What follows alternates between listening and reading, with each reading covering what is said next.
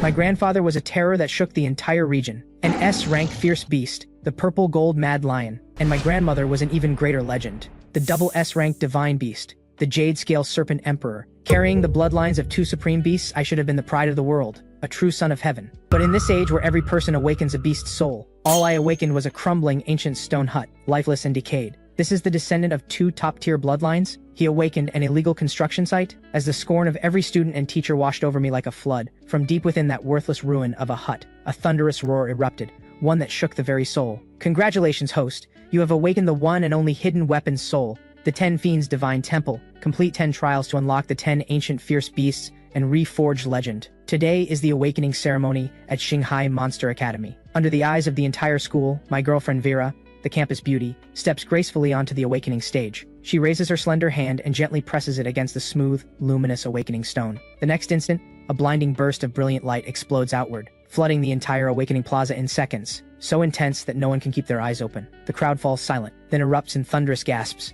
That aura is insane! At minimum, she's a rank. She might even push for S. The light slowly fades, and Vera's form undergoes a breathtaking transformation, shifting into a beast resembling a deer, its entire body cloaked in shimmering teal gold feathers. The legendary S-rank green feather spirit deer, and a rare healer type at that, the ultimate battlefield support. The green feather spirit deer's healing power is terrifying. Massive output, relentless endurance. Every top holy order would fight tooth and nail to have one. Beast awakenings are ranked from lowest to highest, D, C, B, A, S, SS, and SSS, 7 tiers in total. Awakening a B-rank beast is already considered genius by most standards. An S-rank marks you as 1 in a million. A true prodigy. SS puts you among the absolute elite of all Daxia. As for the legendary SSS rank, fewer than 10 people in all of Daxia have ever reached it. In this moment, Vera's future shines blindingly bright. She walks toward me with light, graceful steps, but the warmth is gone from her eyes, replaced by cold indifference. Good luck, she says flatly, and walks past. I catch the chill in Vera's tone. I understand exactly what it means. Without a word, I give a quiet nod and turn toward the awakening stage. The moment my palm touches the awakening stone, a faint,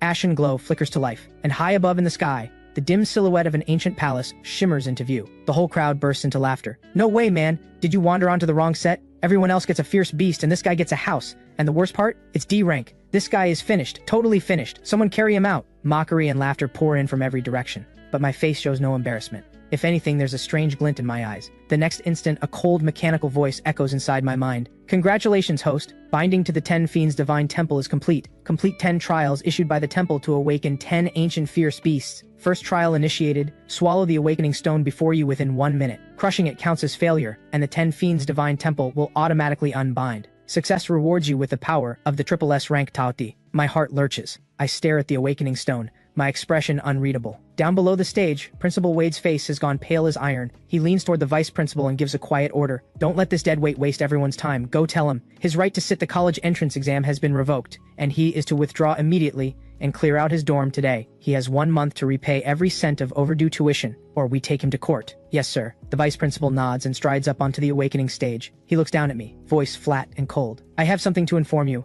Due to 1 full year of unpaid tuition, the school has decided to expel you. You are to vacate your dormitory within 1 day. All outstanding fees must be paid within 1 month, or we will pursue legal action. He tosses an expulsion notice onto the stage in front of me. At that moment, Vera steps up to the edge of the stage, her eyes full of contempt and indifference. I've thought it through. We were never right for each other. I awakened an S-rank green feather spirit deer, and you awakened a D-rank piece of garbage. We don't belong in the same world anymore. You have nothing left to offer me. We're done. The words fall like a blade, and she turns and walks away without a single glance back. The mechanical voice returns in my mind, urgent now. Countdown, 5 seconds. Host must swallow the awakening stone immediately to complete the trial, or the Ten Fiends Divine Temple will automatically unbind. Fine, I'll swallow it. I've been given a second life and I refuse to ever let anyone walk over me again. Without another thought, I bend down, pick up the awakening stone and shove it into my mouth. The laughter dies across the entire plaza in an instant. Every single person stands frozen, jaws dropped, completely stunned. The next second, my consciousness is seized by a tremendous force and pulled into a vast, magnificent divine temple, the Ten Fiends Divine Temple itself. Inside stand 10 colossal beast silhouettes, each shrouded in darkness, each radiating a crushing, overwhelming presence. Suddenly, one of the silhouettes snaps its eyes open, twin points of burning crimson light. Then the beast lets out a roar that shakes the entire universe. The stars across the heavens seem pulled by an invisible force, all pouring into its endless, gaping maw. The sight shakes me to my core, my mind reeling. It feeds on the sun, the moon, the stars themselves. This is the legendary beyond SSS rank Teodi,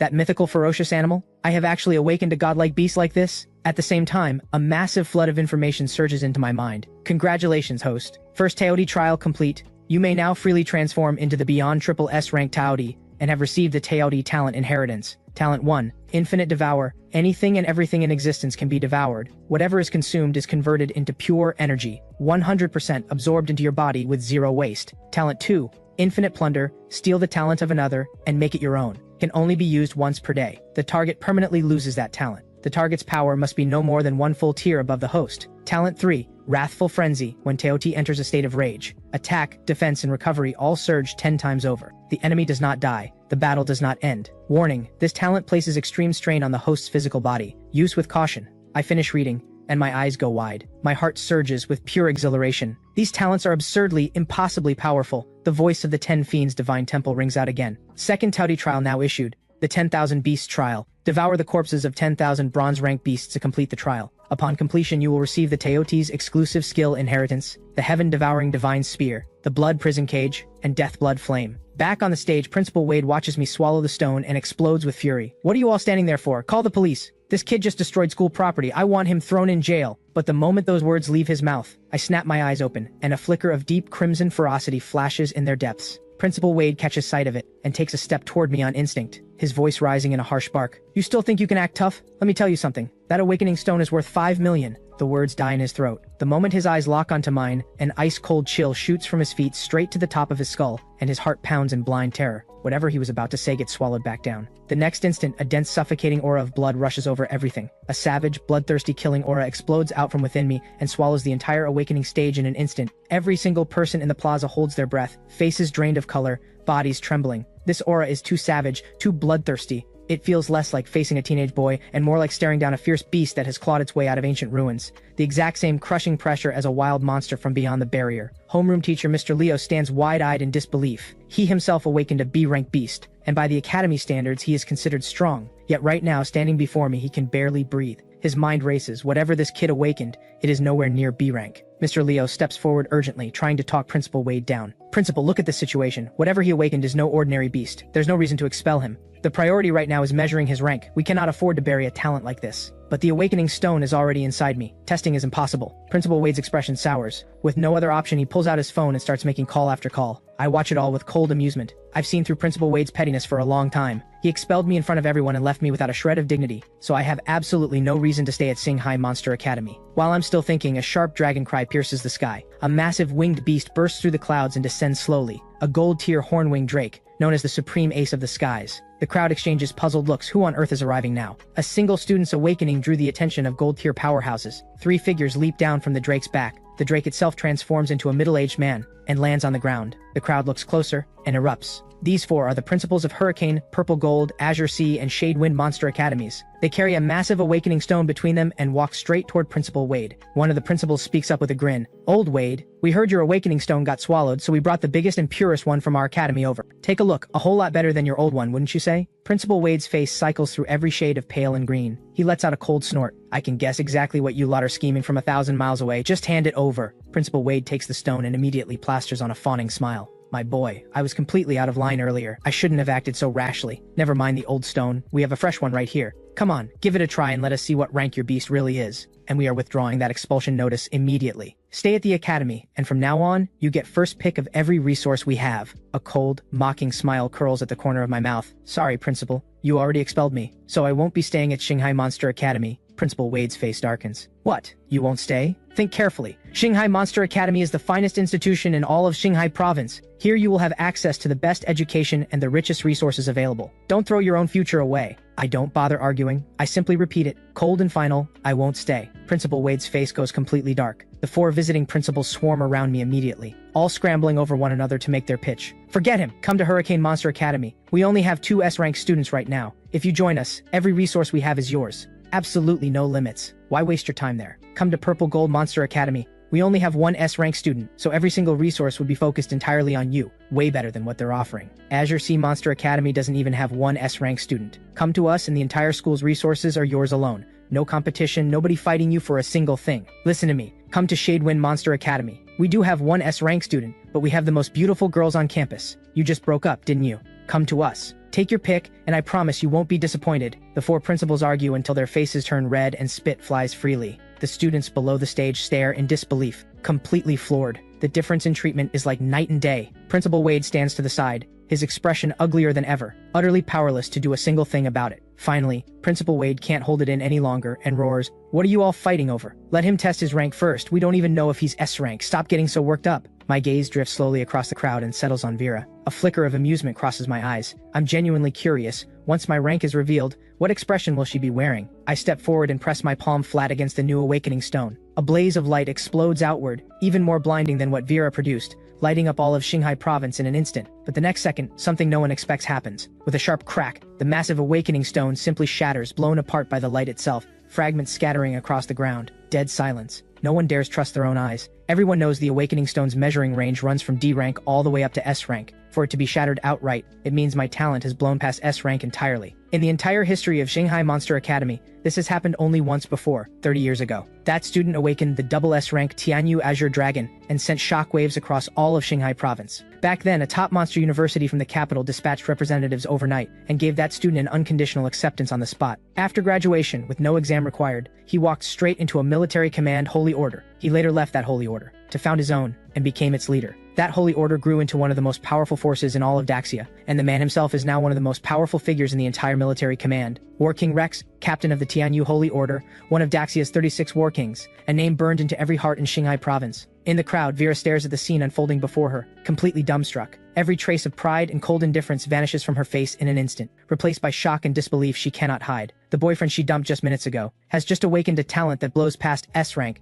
possibly the legendary double S. The weight of it hits her all at once. Her legs give out, and she crumples to the ground, face twisted with regret. The four principals erupt at the sight of it, fighting even harder now. "No way, double S! Hurricane Monster Academy is claiming this kid, no debate. Our two S-rank students, anyone can have them. We don't want them anymore. You're giving them up? Azure C doesn't want them either. The moment I'm back, I'm ordering every student to repeat a year. Every single resource in the school goes to Mo and Mo alone. You two are absolutely insane. Purple Gold may not be able to go that far, but I am willing to put up every coin I set aside for my own son's wedding to buy Mo the finest resources money can get. Don't try to compete with us on resources. Shadewind has plenty of seriously wealthy female students. Once Mo walks through our doors, they'll throw unlimited money at him. He can buy whatever resources he wants, whenever he wants." While the four principals are in full chaos, Principal Wade lets out a cold laugh. "Don't celebrate just yet. Across Daxia's 72 provinces and 36 domains, whenever an awakener above S rank appears, it must be reported to military command first. They will dispatch representatives with an exclusive awakening stone to conduct a proper rank assessment. And talents like this almost certainly won't need to sit any entrance exam.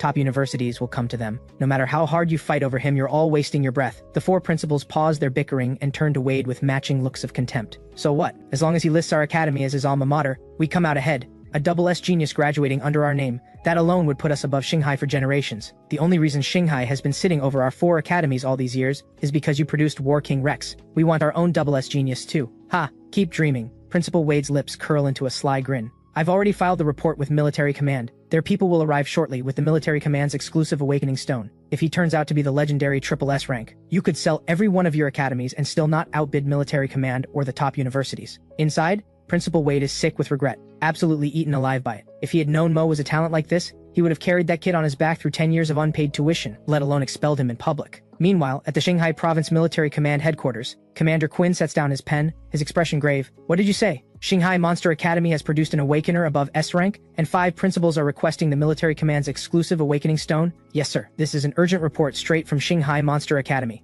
There is no doubt about its accuracy. Additionally, the principals of Hurricane, Purple Gold, and the other 3 academies are all already on site. The entire awakening ceremony is being broadcast live across Xinhai province." The subordinate replies respectfully. Commander Quinn immediately pulls up the live broadcast, his gaze landing on me, his brow creasing slightly. He murmurs to himself, "Mo Lin? Why does that name ring a bell?" A subordinate steps forward quickly and speaks in a low voice. "Sir, Mo is the son of 2 fallen heroes, Lance and Alara." "What?" Commander Quinn's expression shifts dramatically. He shoves to his feet. 3 years ago, in the Battle of Xinghai's collapse, Lance and Alara gave their lives in combat. They were among the finest soldiers military command had ever produced. Lance in particular, before the battle even began, had already passed the selection trials for the Red Holy Order, one of Daxia's 4 great holy orders. His future had been limitless, yet he fell on the battlefield. Commander Quinn had mourned their deaths for a long time after, and now, it's their son. Commander Quinn's eyes sharpen. He speaks with quiet authority. "Deploy the military command's exclusive awakening stone immediately. This time I'm going to Xinhai Monster Academy in person." At that moment, a relaxed, unhurried laugh drifts in from outside the room, carrying an easy drawl. "If Commander Quinn is heading out, why not bring me along? I want to see for myself just how exceptional Lance's son really is."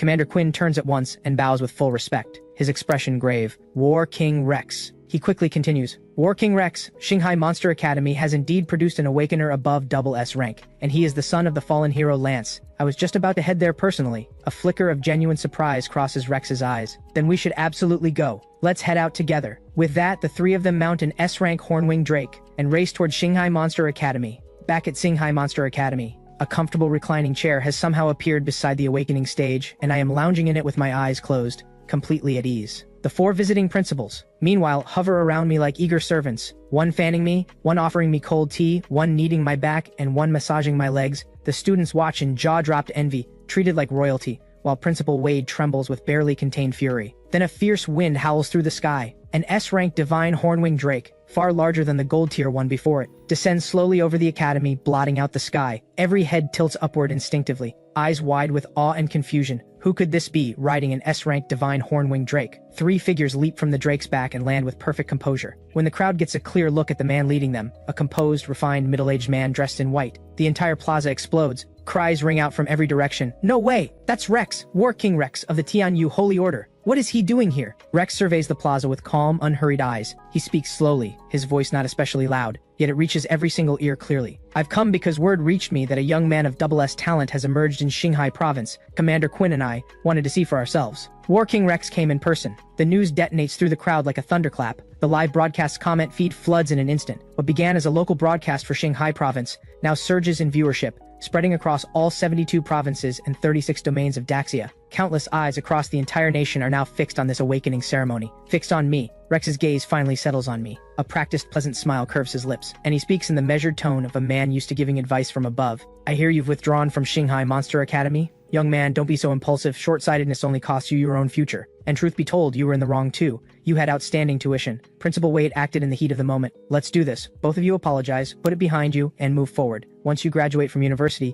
come join my Tianyu Holy Order. My son Ren is already in the order. You young people should spend more time together. Learn from each other. It'll do you both good. Every eye in the plaza is on me, waiting for my answer. Vera sits on the ground watching me, her eyes burning with jealousy and resentment. Once I was nothing but her lapdog, and now I'm receiving a personal invitation from War King Rex himself, standing at the top of everything she has ever dreamed of. How is that fair? I slowly open my eyes. My voice is calm, but carries an absolute, unshakable finality. I'm not returning to school, and I won't be joining your Tianyu Holy Order. A flash of displeasure and cold fury crosses Rex's eyes. In the 10 years since he became a War King of Daxia, no one in all of Daxia has ever dared refuse him. Until now, I am the first. Rex laughs inwardly with contempt. Does this kid really think awakening a SS talent makes him untouchable? He won't even give me this much face. He'll pay for it, sooner or later. The plaza goes completely silent. Everyone realizes it at once. I have just made an enemy of War King Rex. The four principals' expressions shift instantly. They each take a quiet step back, and not one of them breathes another word about recruiting me. Crossing a War King of Daxia is never worth it, not even for a SS talent.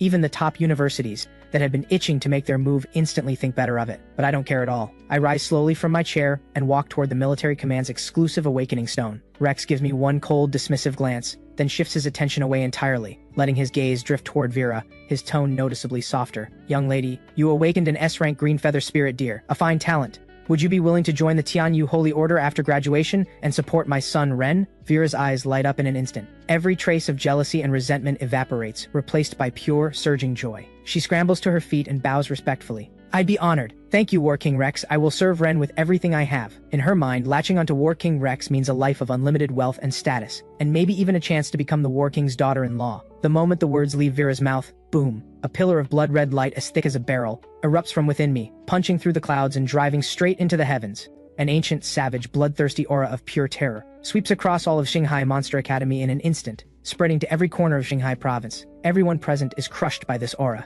suffocating under its weight, dropping to their knees one after another, faces white with fear. At the center of that blazing pillar, I transform into the Tao Ti, uncontrolled, unstoppable, a blood-red body standing over 3 meters tall, coated in hard scales, twin crimson eyes blazing with boundless ferocity, a pair of tattered wings trembling at its back. I stand with my back to the crowd, like a blood god walking out of hell itself, an overwhelming presence that crushes everything beneath it. From the crowd below, a trembling voice cries out, Is this what SS feels like? This is absolutely terrifying, but it is far from over. The aura pouring off me keeps climbing. stronger and stronger. A crushing pressure blankets all of Xinhai province, and the very energy of heaven and earth churns violently. The blood-red pillar blazes brighter and brighter, strange phenomena erupting all around it, sending shockwaves felt across all 72 provinces of Daxia. Rex's face goes pale in an instant. Eyes wide with shock, he surges to his feet, a cry tearing out of him involuntarily. Something is wrong. This is not double S. This aura is countless times stronger than anything I felt when I awakened. Rex's mind is thrown into complete turmoil. A terrifying thought forces its way to the surface.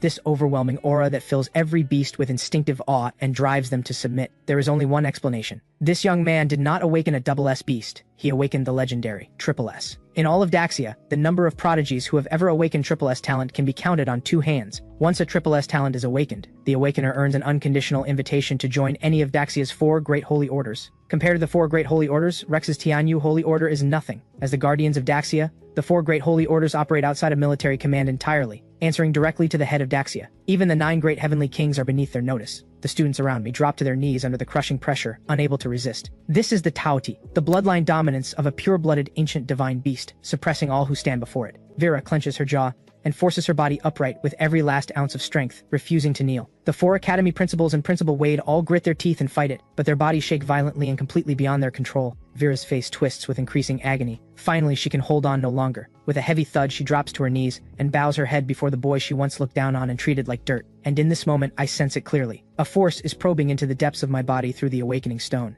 Every alarm inside me goes off at once. Nothing good can come of this. If the world learns that Daxia has produced a talent that surpasses even triple S, not only will the wild beasts beyond the barrier mark me as a target, but powers from other nations will stop at nothing to eliminate me. I immediately channel the Teoti's infinite devour, forcibly consuming the awakening stone's probing force entirely and pulling every shred of my overflowing aura back within its limits. At the same moment, far beyond the human barrier, a colossal beast crashes to the ground on the wild plains outside. It was a golden jade 3rd-tier monster, a true beast king that had dominated its territory for ages. A man in silver-white battle armor steps out from behind the fallen colossus, casually wiping the blood from his spear tip, and says, "Send word, have the Holy Order's recovery unit come collect the carcass. And in the future, stop sending me out for every small-time nuisance. They're too weak, not even worth the effort." Copy that. Vice Captain, will you be returning to the Holy Order? Return for what? There's nothing interesting back there. The man grins wide. Word is there's a triple S talent that just showed up in Xinhai province. I'm going to go find that kid and have some fun. He's one of my kind after all. Genius is always a lonely road. The man lets out a big laugh, ends the call, and launches himself into the air, vanishing into the distance as a streak of silver light. This man is the Vice Captain of the Red Holy Order, one of Daxia's 4 great holy orders, and the youngest Vice Captain in all of Daxia, awakener of the triple S rank 9 Heaven Silver Dragon, Zane. Back at Xinhai Academy's plaza, a voice cuts through. "Alright, that's enough. How long are you planning to keep everyone on their knees?" Without expression, I pull my hand back, release the beast form, and return to human shape. Rex forces down the shock raging inside him and takes a step forward, eyes probing. "I'm curious, what beast did you actually awaken?" I've gone through every beast record in Daxia's archives, and I have never once encountered an aura or form like that. The Teoti? Rex's eyes ignite with intense interest the moment he hears the name. The Teoti. Can you tell us more about this beast? It has never appeared in any record in human history. It would be of enormous research value. I narrow my eyes slightly and say nothing. Any fool knows that revealing your beast's full details in public is the same as laying out every strength, every trait, and every weakness for the entire world to see. At that moment, a booming voice shatters through the sky, rattling the eardrums of everyone present. "If you're so keen on others spilling their secrets, why don't you trot out that Tianyu Azure dragon of yours first, and give us all a nice detailed rundown?" Before the words finish echoing, a figure drops from the sky and lands squarely in front of me. The moment the crowd sees who it is, the plaza explodes. It's Zane, Vice Captain of the Red Holy Order, one of the 4 great holy orders. Oh my, a figure of that level. And he came here for Mo too? Zane is barely 30 years old, yet his power rivals any war king in all of Daxia. And as a Holy Order Vice Captain on top of that, not a single person dares underestimate him. Rex's face goes dark. He speaks in a cold, clipped tone. "Zane, I heard the Holy Order assigned you a border mission. Your presence in Xinhai province is dereliction of duty. Aren't you afraid of what Captain Ning will say?" It took Rex 30 full years to reach where he stands today, yet Zane matched every one of his achievements in just 10. Rex has never been able to stomach Zane, and the feeling is entirely mutual. In Zane's eyes, Rex is nothing but a self-righteous fraud who only clawed his way to the top by marrying into the Qin family. The two have always been at each other's throats. War King Rex can save his concern for someone who needs it. I finished the Holy Order's mission a long time ago. Zane gives a short, sharp laugh, his tone dripping with contempt. It was a golden jade 3rd-tier beast. One shot. Done. Oh, but wasn't War King Rex also at Golden Jade 3rd tier last year? My apologies, I'm definitely not talking about War King Rex. Please don't take it personally. Rex's expression ices over instantly. No need to apologize. Golden Jade 3rd tier was last year. Ah, I see. Zane feigns a look of slow dawning realization, drawing out his words. So would this be more accurate then? What I skewered with a single shot was a beast just a tiny bit weaker than War King Rex. Rex's face goes as black as the bottom of a pot. Your holy order keeps you plenty busy. What exactly did you come all the way out here for? No particular reason. Zane shrugs with an easy, unbothered grin. Just one genius feeling the pull of another. That's all. I've always had a thing for befriending talented people, and nothing irritates me more than mediocre people who pretend to be something they're not. Rex's expression darkens beyond anything it's been before. Suddenly Zane moves. A single flash, and appears at my side in an instant. Man, the aura coming off you is exactly my kind of thing. Let's be friends. I'm Zane, 10 years older than you. If you don't mind, just call me Zane. I scratch the back of my head, a little awkward, and say, good to meet you, Zane. I'm not great with words. Sorry if I come across rough. What are you apologizing for? Zane claps me on the shoulder, grinning even wider. Why not come join us at the Red Holy Order? I've been short of someone I can actually talk to. Give it a few years for you to build up your strength, and you can spar with me every single day. Right now, no one in the Holy Order can take me, and the captain is just too strong. I'm not looking to get crushed, but I believe in you. Give it 10 years and you'll absolutely surpass that live-in son-in-law over there. Rex trembles with barely controlled fury and snaps. Zane, I am your superior. Military command has a strict chain of command. I am a War King of Daxia. Publicly insulting a War King is grounds for arrest and suspension, and I have every right to do it myself. Zane looks completely unbothered, and actually beckons Rex toward him with a single finger. Come on then, I'd love nothing more. And while we're at it, I'm issuing you a formal challenge for your rank. Do you dare accept? Rex's face contorts horribly. He cannot say a single word. Coward. Zane lets out a derisive laugh. I love that look on your face. Can't stand me, can't beat me. Vice Captain Zane, what exactly is the point of humiliating my father in public like this? Ren can't hold back any longer and steps forward, voice tight with anger. My father is showing you respect as a junior. Don't push it. Adults are talking. Who told a kid like you to open his mouth? Shut it. Zane throws one cold glance in Ren's direction, and Ren freezes like he's been dropped into an ice pit. Every muscle locking up, even breathing becoming a struggle. Oh? Scared now, are you? Funny. You and your father had no problem ganging up on Mo just a moment ago. Zane's gaze sweeps the entire plaza, his voice going cold. I watched this entire broadcast from start to finish. Every single one of you disgust me. When did Daxia's so-called powerful people become a crowd of spineless opportunists with no vision? It's because of people like you that Daxia has ended up the way it has. Mo, I believe in him completely. When his parents joined the Red Holy Order, I was the one who personally assessed them. His father Lance was a man of enormous character and iron will. I believe the apple doesn't fall far from the tree. His son will be no different. None of you wanted him. The Red Holy Order does. I'm putting this on record right here and now. From this moment forward, Mo is my sworn brother. Anyone who dares lay a hand on him had better first test whether my silver dragon spear is hard enough to stop them. Zane sweeps his arm back with a wide, powerful motion, and the silver spear in his hand shoots skyward like a bolt of liquid light, then comes crashing back down, driving itself deep into the earth at the center of the plaza. The spear shudders and rings out with wave after wave of dragon cries. Rex's eyes are ice. This is the first time in his life he has been humiliated so thoroughly before a crowd. But he knows the truth. If he truly came to blows with Zane, he would not stand a chance. At that moment, several more figures appear suddenly in the skies above Xinhai province. This time, the shock that runs through the crowd is absolute. The presidents of Daxia's foremost elite monster universities have all arrived, every single one of them. When Rex himself awakened his double S rank Tianyu Azure Dragon back in the day, even that didn't bring out a gathering like this. The entire school melts down completely. Good lord, just what kind of monster has our class produced? Mo, I am the president of Modu Monster University. Come to our school and name your price. Beast blood essence, elixirs, combat weapons, beast jade, beast cores, whatever you ask for, we will provide. Step aside. You're talking as if Elven Monster University doesn't have all that too. The president of Elven Monster University steps forward immediately. Mo, come to Elven and I'll make the call personally. I'll have a combat weapon, forged directly from Diamond Rank Beast Shell, along with the complete blood essence of a Diamond Rank Beast. You sneaky old man, trying to drive the price up, are you? The president of Xinhai Monster University refuses to be outdone. Come to Xinhai Monster University and we hand you a complete Diamond Rank Beast carcass outright with every possible resource to go along with it, and on top of that, we'll provide you with source of sustenance energy serum. Come to Imperial Capital University. The president of Imperial Capital University speaks up calmly. We may not have as many flashy offerings as the others, but we recently secured the complete carcass of a red jade rank beast, and had an exclusive beast jade forged from it. There is one talent skill within it that I believe suits you perfectly. If you want it, we will give it to you outright, in an instant. The presidents of Daxia's 4 great universities are all fighting over me, arguing openly on the spot, bordering on madness. The students around them stare in stupefied silence. Red jade rank beasts, even diamond rank ones. To these students, these are the stuff of impossible dreams, forever out of reach. Every pair of eyes in the crowd has gone red with envy. Vera's face twists beyond recognition with jealousy, her whole body shaking. She forces out a flattering smile and edges up beside the president of Modu Monster University, carefully clearing her throat.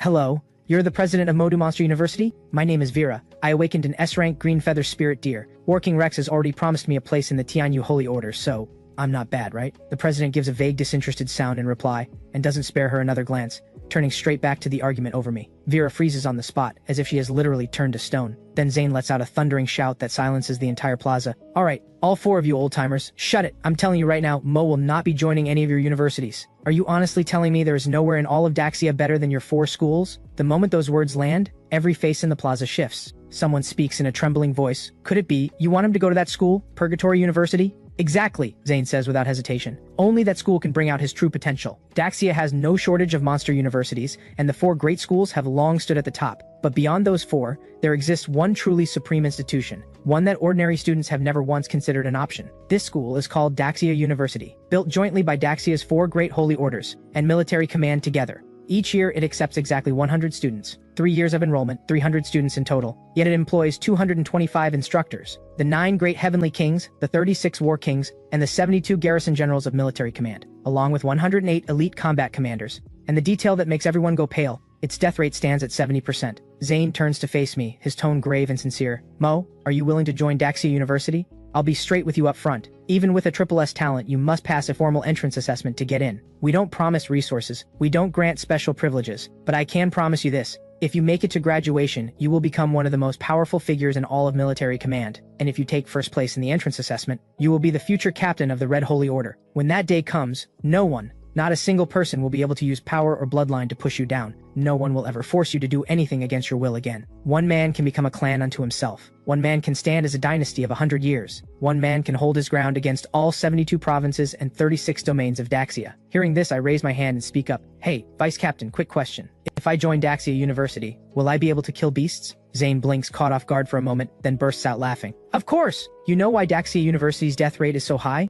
Because every student is required to go deep into the heart of the ruins and hunt beasts to build real combat experience. So, you like killing beasts, do you? It's alright. I know exactly what I need. The Teotihuacan's second trial, the 10,000 Beast trial, requires me to devour 10,000 bronze-rank beast carcasses. Inside Daxia University, as long as I have the strength, there will be no shortage of beasts to kill. I knew I had the right read on you. You were born to be a fighter. Zane laughs with pure, unrestrained joy. I break into a wide grin myself and say out loud, I'll join Daxia University. I know better than anyone. The ancient fierce beasts inside the Ten Fiends Divine Temple are not something to take lightly. Not a single one. This life of mine was always destined to be lived in blood and battle. Zane sees my answer and his face fills with satisfaction. He reaches into his coat immediately and pulls out a token, handing it to me. In 1 month, Daxia University opens its entrance assessment. Just take this pass and show up. And this is the blood essence of a gold-rank blood ghost wolf. Consider it a welcome gift from your new older brother. That beast I hunted beyond the barrier earlier. Once it's been processed, I'll have someone pull out one of its main bones and forge it into a combat weapon for you. What kind of weapon do you like? The talent skill granted by the Teoti flashes through my mind instantly. The heaven-devouring divine spear. And I answer without hesitation, I like spears. Zane goes still again for a beat, then slaps my shoulder and roars with laughter. You've got real taste, kid. As it happens, I know of a spear that suits you even better. I'll have it sent to you before the assessment. From here on, do whatever you want without holding back. With me around, no one will dare use size or status to push you around. As he says this, he shoots a sideways glance at Rex not far away. Rex's expression is at its absolute worst, yet he doesn't dare say a single word. His face dark and stormy. He hurls a token into Vera's hands and says coldly, This is a registered member's pass for the Tianyu Holy Order. Without another word, he turns and leaves with Ren, not looking back once. Vera stares at the token in her hand. The joy she should be feeling is nowhere to be found, only a hollow, endless regret. Zane prepares to leave as well. Before going, he sweeps his gaze across the entire plaza and leaves behind one cold warning. I won't interfere in rivalries among the young, but if any of you try to use your age or your power to bully those beneath you, don't blame me for what comes next. With that, he becomes a streak of silver light and vanishes into the sky. The university presidents, seeing how things have played out, shake their heads and take their leave one by one. Only Principal Wade remains, standing alone,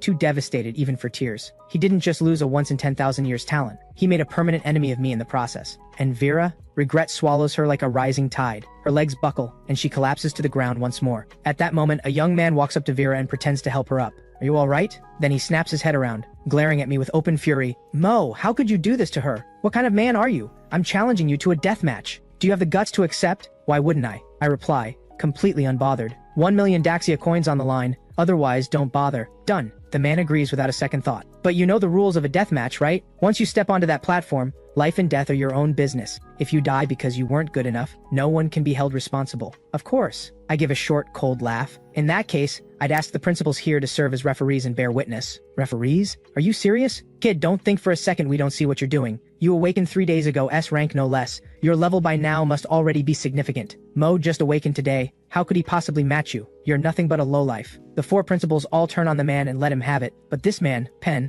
backed by the fact that his father is Tao of the Bloodflame Holy Order, doesn't even blink. He smirks. Principals, he agreed to this himself. If he doesn't care, why should any of you? Pen's right. This is my choice. I ask only that you respect it, I say. You! One of the principals turns on Pen with fury. Don't think for a second I don't know what you're really after. Can't have what you want, so you destroy it instead? What is wrong with you? And Wade, I'm done with you. I don't make friends with people who keep company like this. Then he turns to the 2 of us, his voice dropping. Go ahead and fight, I'll serve as referee. The words barely land before Pen's aura explodes outward with full force. He completes his transformation, shifting into his S-rank beast, the Golden Peng. Look at that. That's the Black Iron 5th tier mark. He's been awakened for only 3 days and he's already Black Iron 5th tier. This guy must have spent an absolute fortune to get there. While the crowd is still buzzing, a surge of dense blood aura pulls every eye back to me. I transform into that dominating blood-red silhouette of the Teodi. But this time, there are no gasps from the crowd, only a dead silence. Because the rank marker above my head reads, Black Iron 1st tier, 4 full tiers behind. In everyone's eyes, no matter how strong the talent, crossing a gap like that is simply impossible. But I couldn't care less.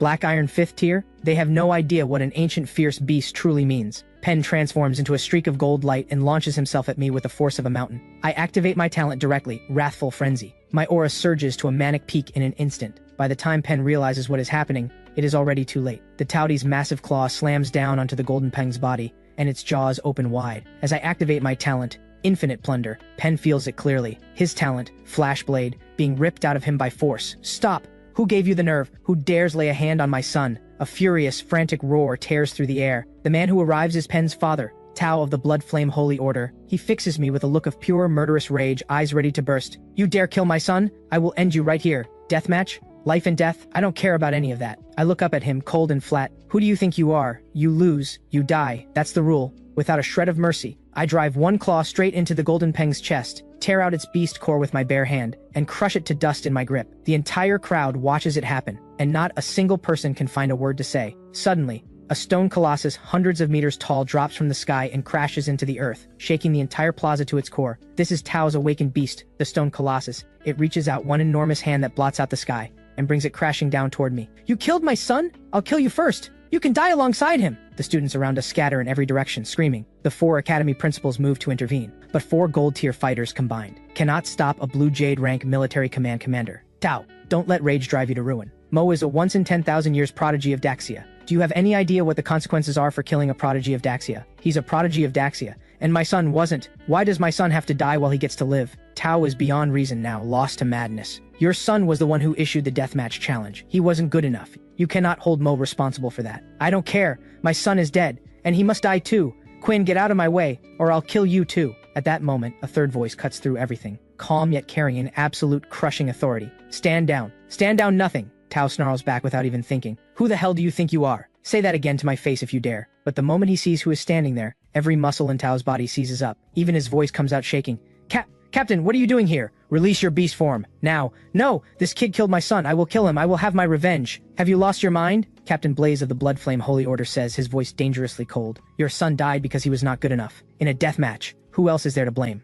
And he belongs to Zane, the 9 Heavens Silver Dragon. Zane said it himself. Anyone who dares to bully the weak, he will show no mercy. Do you want the entire Bloodflame Holy Order to go down with me? I refuse to accept this, Captain. You have no choice. Captain Blaze's voice is cold. Blame it on your son being too weak. Let me tell you, the live stream is still running. Zane may very well be watching every second of this. If he truly arrives, even I cannot protect you. Tao's gaze is locked onto me, burning with a hatred that wants to tear me apart alive. Yet that enormous palm, blotting out the sky above my head, simply cannot come down no matter how hard it tries. Am I really supposed to just swallow this, Captain? If you cannot stand it, then die. In the next instant, a razor-sharp spear light erupts in the open air. Captain Blaze's face changes violently. That is Zane, the 9 Heavens Silver Dragon. He is here. No, this is only his battle intent. So this is the power of the 9 Heavens Silver Dragon. Vice Captain Zane, please spare Tao out of respect for me. Before Blaze can even finish his words, the spear light comes crashing down directly onto Tao's skull. That massive stone body, struck as if by divine lightning, explodes into pieces in an instant. Who do you think you are asking me for respect? A cold, merciless voice resonates through the air. Anyone who harms Daxia's prodigies will be judged as a traitor without exception. Does the Blood Flame Holy Order have objections? Or are you saying Tao's actions were carried out on your orders? Captain Blaze's face drains to a deathly pale in an instant. He scrambles to respond. This has nothing to do with the Blood Flame Holy Order, not one bit. Every last thing was Tao's doing alone. Vice Captain Zane struck well. The moment those words land, the entire crowd erupts in disbelief. This is Zane's dominance, and this is the foundation for my daring to challenge a Daxia War King in public. Throughout human history, prodigies have never been in short supply, but those who die young make up the overwhelming majority. No power, no status, no backing. No matter how exceptional your talent, countless people will still work openly and in secret to destroy me. But now, with Zane standing behind me, no one dares to bully the weak anymore. No one dares to exploit their power and connections to crush me. Tao is the greatest warning of all. Blaze breaks the silence and bows toward me, his tone thick with flattery. The blame for this incident falls entirely on me for failing to discipline my subordinates. Please accept this beast jade from a gold-tier meteor fire wolf as my personal apology, young friend. The crowd is stunned once more. Not one of them expected the captain of the Blood Flame Holy Order to bow and apologize publicly to a young newcomer. Meanwhile, at the Red Holy Order headquarters in the Imperial capital, Zane, you killed a military command officer in broad daylight without a single word. This puts me in a very difficult position. Which group of old fools is running their mouths behind my back this time? Zane does not even glance up. He polishes his silver dragon spear, speaking with a casual, unhurried air. Qin Hao, the Qin family's third son, filed a formal complaint against me in the military command, standing up for his brother-in-law Rex. That guy never minds his own business. Zane lets out a short, scornful laugh. Once I finish climbing this ranking, I will go have a little chat with him. You troublemaker, I sincerely hope it stays just a chat. Silver Serpent's mouth twitches. He glances at the spear and notices the small line of text engraved on its handle, Weapon of Truth. I know.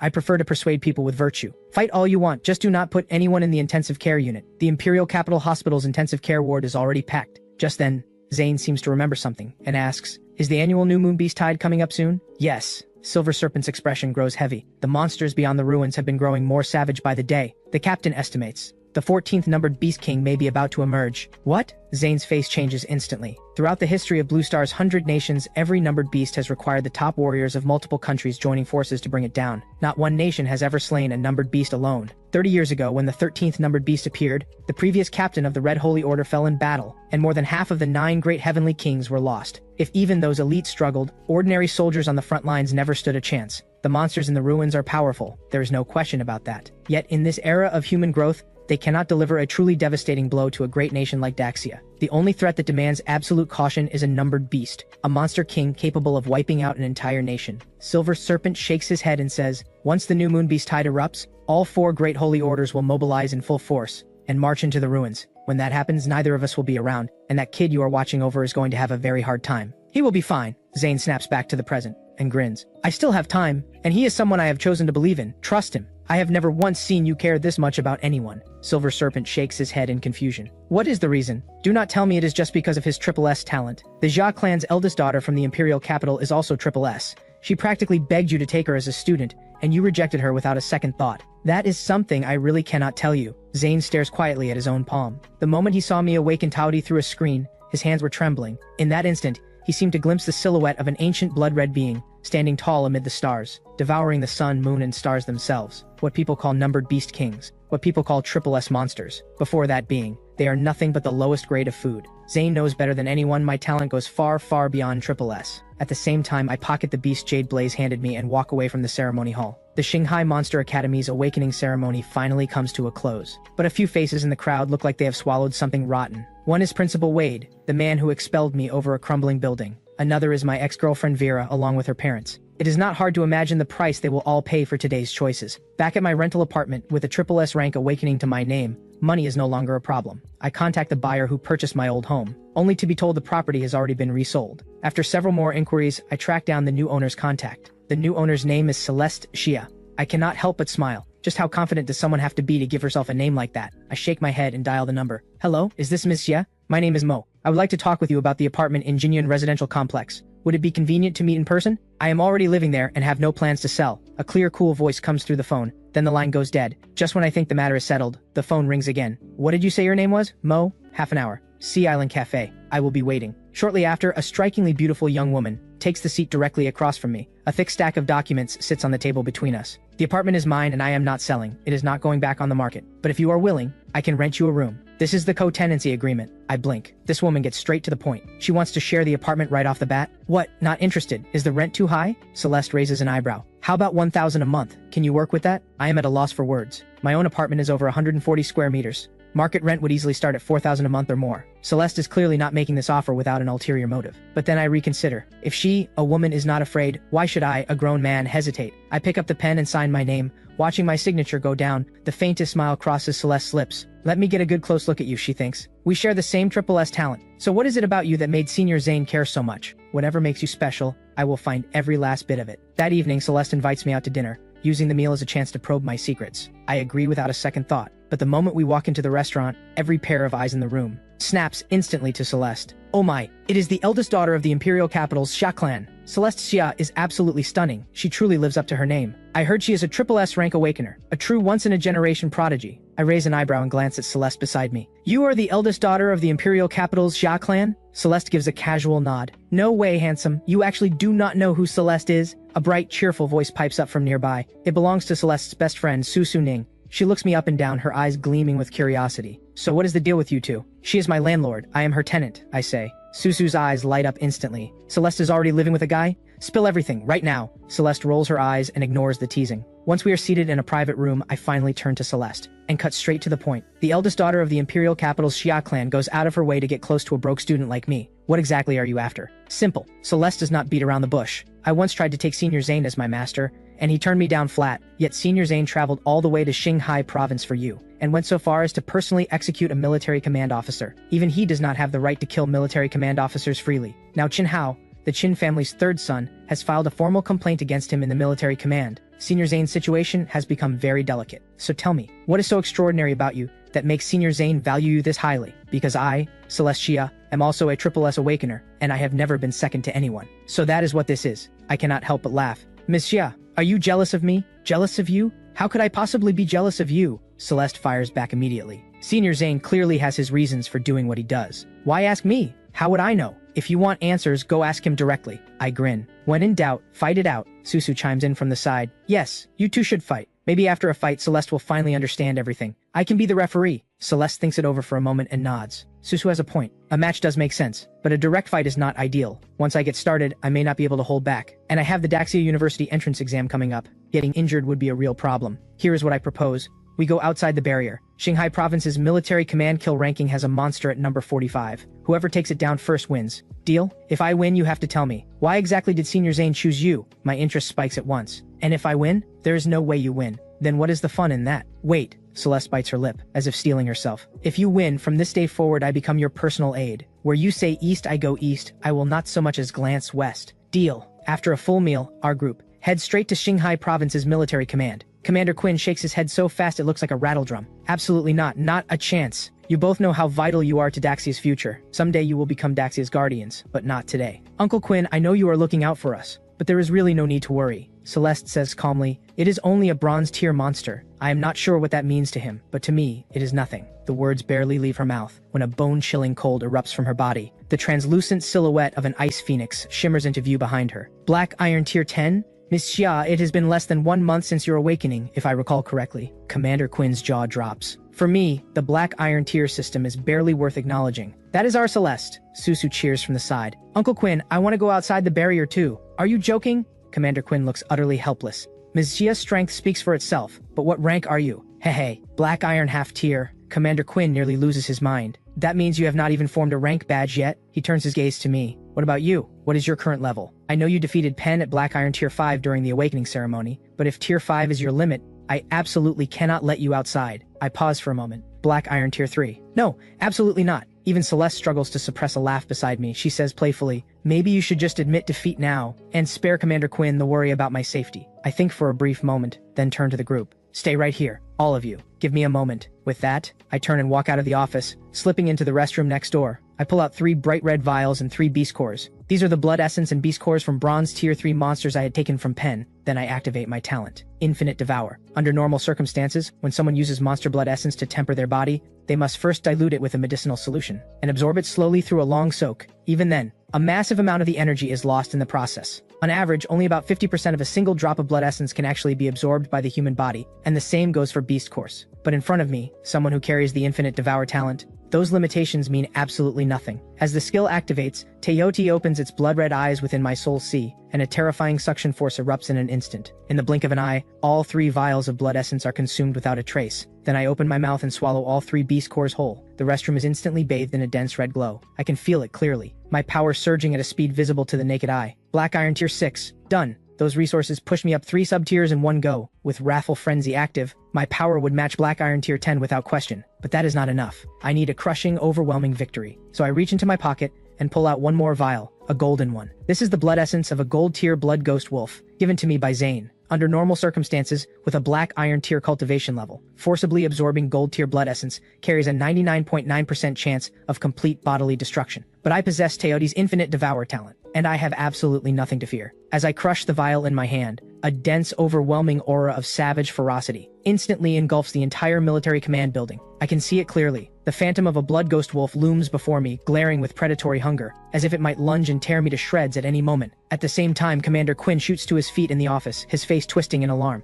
That killing aura has a monster broken in. Just then a soldier sprints in and reports in a breathless rush. Commander, a gold tier monster's presence has been detected. Stay calm. Where is the source of the aura? Commander, it is in the restroom. What? The restroom? Commander Quinn instantly realizes something is wrong. Celeste and Susu rush after him, all 3 racing toward the end of the corridor. The source of the aura is right there, the restroom at the end of the hall. Commander Quinn looks completely baffled. In this age of monsters, they come in all shapes and forms, but invading a military command restroom? That is a new level of absurd. The moment they reach the restroom door, a scorching wave of energy blasts out from within, followed immediately by a wolf howl that shakes the very air. No mistaking it, that is the presence of a gold-tier monster. Stand back, Commander Quinn roars, and transforms on the spot. In an instant, a wolf's head swallows his human form. Within moments, he becomes a towering werewolf beast, the long blade in his hand radiating a faint flame, fierce and commanding. This is Commander Quinn's awakened beast, the A-rank blade enduring silver wolf, at gold tier 6. Quinn charges into the restroom without hesitation, and the moment he sees what is inside, he freezes in absolute shock. This is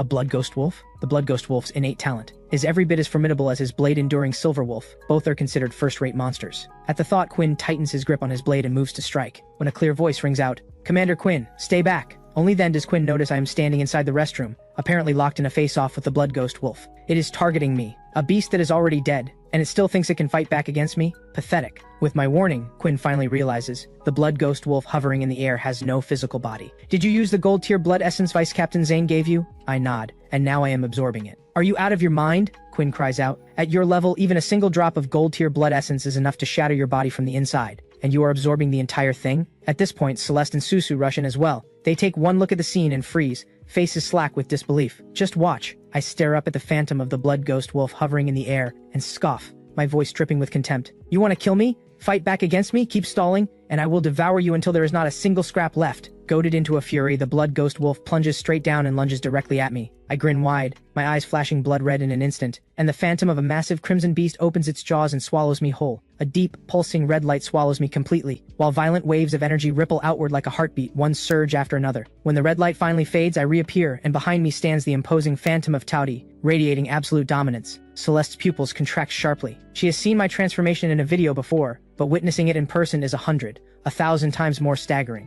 And that aura, even with her Triple S Ice Phoenix awakened, it sends a chill through her heart. True instinctive wariness, I stride forward, drive my fist straight into the blood ghost wolf's skull, while the terrifying, devouring force of Tauti wraps around the wolf's entire body like a raging storm. Quinn and the others watch in total shock. How is this possible? He is going to devour the blood ghost wolf's entire blood essence in one go. Is this truly what Teoti can do? In the next second, the blood ghost wolf lets out one final, desperate cry, and its entire body dissolves involuntarily into a torrent of crimson energy that surges into me. My aura surges stronger once again at a pace visible to the naked eye. Black Iron Tier 10. Done. As the red light dims completely, I release my transformed state, and look calmly at the dumbstruck Commander Quinn. "Commander Quinn, do I qualify to go outside the barrier now?" Quinn is so stunned he cannot find a single word to say. Celeste's gaze flickers over me, shifting rapidly. It seems she is finally beginning to understand why Zane values me so highly. Quinn finally snaps back to his senses and speaks with quiet gravity. "Very well, I give my permission. You and Celeste may go outside the barrier. However, you are both Daxia's finest. I will follow in the shadows to ensure your safety. Is that acceptable?" "Of course."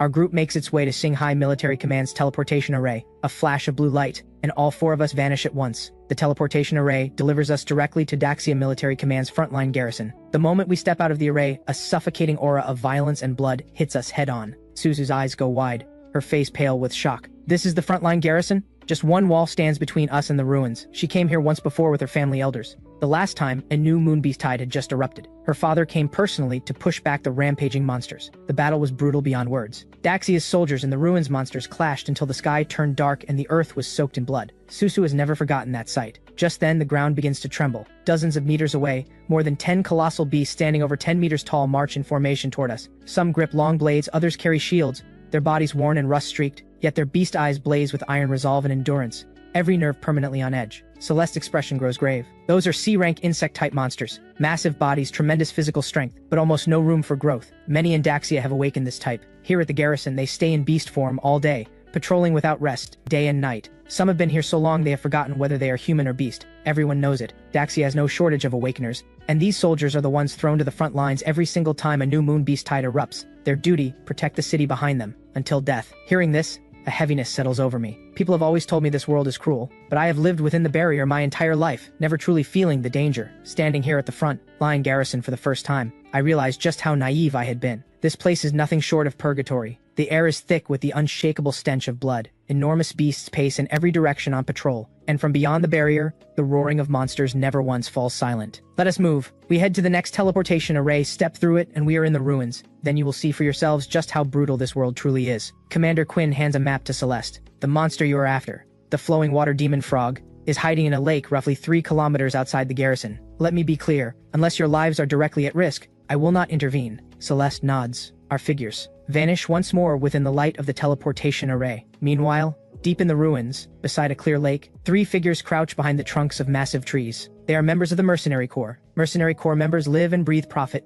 For the right price, there is nothing they will not do. They have already laid their trap, and are watching the lake ahead with unblinking focus. Boss, will the flowing water demon frog really take the bait? Of course it will, Lily, their leader, whispers back. The flowing water demon frog's favorite food is the black iron tier 3 silver scale fish. Tender flesh, irresistible flavor. It will come out, no question. Out of water, the frog can only use a fraction of its real power. And then, the number 45 on the kill ranking is ours. Just then, a massive red shape bursts from the lake. The flowing water demon frog. This creature possesses not only extraordinary leaping ability, but full command over the power of flowing water. Lily hisses through clenched teeth. Get down! The flowing water demon frog has extremely sharp senses. Do not let it spot you. All 3 hold their breath without making a sound, but they have badly underestimated it. The frog opens its enormous mouth, lets out a piercing screech, and the water condenses into razor-sharp blades that shoot straight toward the trio's hiding spot. Their faces go white. One of them is skewered through the skull by a water spike on the spot, dead instantly. Lily sees the situation turning fatal, and bolts with the remaining companion. But the flowing water demon frog is utterly unhurried. To it, these 2 are nothing but meat on a cutting board. The flowing water demon frog vanishes in an instant, and reappears directly above them the next. We are finished. I am going to die here. At that razor's edge of a moment,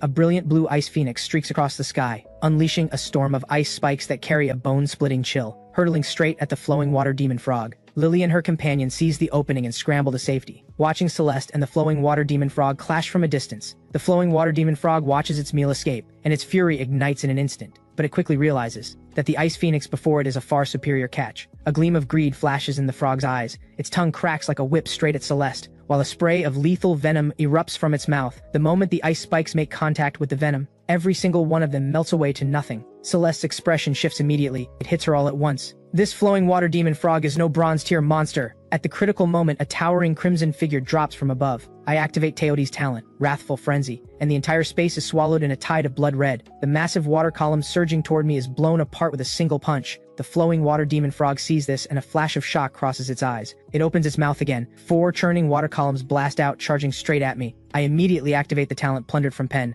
Flashblade, and my speed surges an entire tier in an instant. I strike with blinding speed. Crimson palm strikes trailing layers of afterimages, shattering every last water blade. In the next breath, I take 1 step and vanish from the spot entirely. A golden eagle shadow blazes past, as if Teotihuacan has grown a pair of golden wings, claiming dominion over the sky itself, and I appear directly in front of the flowing water demon frog in an instant. The flowing water demon frog is so terrified its entire body locks up. It cannot move. I clench my fist and throw a single punch, killing it on the spot. As I reach in and extract its beast core and beast jade, the crimson phantom of Teotihuacan slowly fades. Nearby, Celeste watches with a complicated expression on her face. I hold up the beast core and beast jade, give her a faint smile, and say, I win this one. Celeste, a deal is a deal. I lost. Congratulations. Deep down, she knows better than anyone. If I had not stepped in when I did, she would not have escaped without severe injuries, at best. At this point, Lily and her companion emerge from behind the trees. Now that the flowing water demon frog is dead, they look at the beast jade and beast core in my hands, their eyes filled with greed, yet they plaster on expressions of heartfelt gratitude,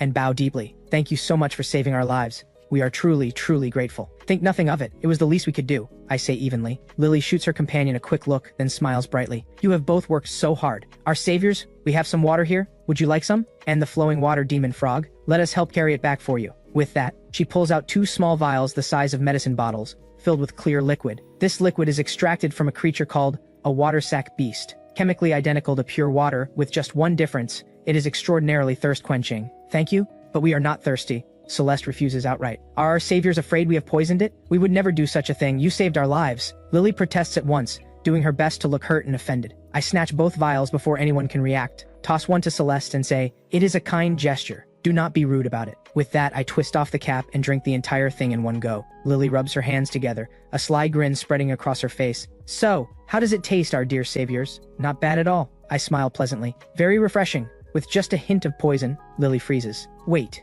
You could taste the poison and you still drank it? That is right. I nod. To be precise, I tasted it on the very first sip, but I was genuinely thirsty, so I figured, why not? Lily turns to Celeste with a speechless stare. And you, did you taste it too? Celeste shakes her head, then opens her mouth and spits out a perfectly formed ice cube, with the entire vial I had thrown her sealed inside it, untouched. Both mercenaries stare in stunned silence. I spread my arms wide and grin. Come on then, come kill me. I am poisoned. I am completely helpless right now. At the same time, my blood aura erupts into a raging boil across my entire body, and a savage, crushing pressure floods the area in an instant. The 2 mercenaries see exactly what is coming and bolt without a word, but Celeste raises her hand with a graceful sweep, and a thick wall of ice erupts from the ground, cutting off their escape. With nowhere left to run, their auras ignite, and in the next second both transform into monsters. One of them, an iron head beast, charges headfirst into the ice wall, while the other, a burrowing rat, immediately starts drilling into the ground, desperate to escape. Unfortunate for them, their speed is pathetically slow compared to mine. I flicker forward in an instant, slam my foot down onto the burrowing rat's skull,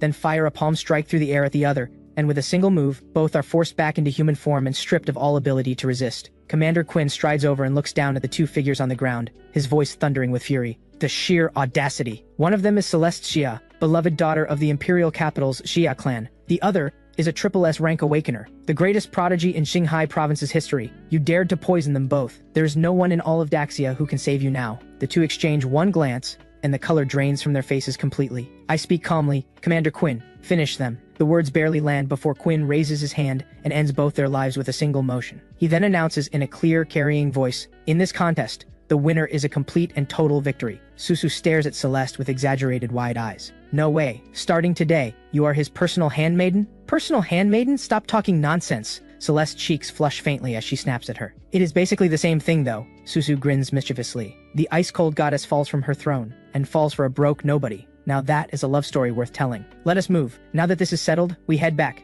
Staying out in the wilds too long is dangerous, Commander Quinn urges us. But the moment we return to the garrison, the place is buzzing. 3 young men walk side by side, drawing whispers from everyone around them. Look, prodigies from the Imperial Capital. What are they doing at our garrison? Are they heading outside the barrier to hunt too? Word is these 3 are about to sit for the Daxia University entrance exam. They came to the ruins specifically to build real combat experience. The moment Celeste spots them, her brow furrows immediately. What, you know them? I ask. They are the Wang family's 3 brothers from the Imperial Capital. The Wang family leans on the Qin family, and they have a military command general in the family. These 3 have made quite a name for themselves in the Imperial Capital. Celeste's tone carries a note of gravity. But more importantly, they are on very close terms with Rex, practically his personal lackeys. Her gaze shifts to me and she lowers her voice. If you can, find somewhere to stay out of sight. The Wang brothers awakened sometime before us, with the full weight of the Wang family's resources behind them. Their levels are even higher than mine. Conservatively, all 3 are past Bronze Tier 3. But the words are barely out of her mouth when the Wang brothers notice our group and saunter over with an air of smug amusement,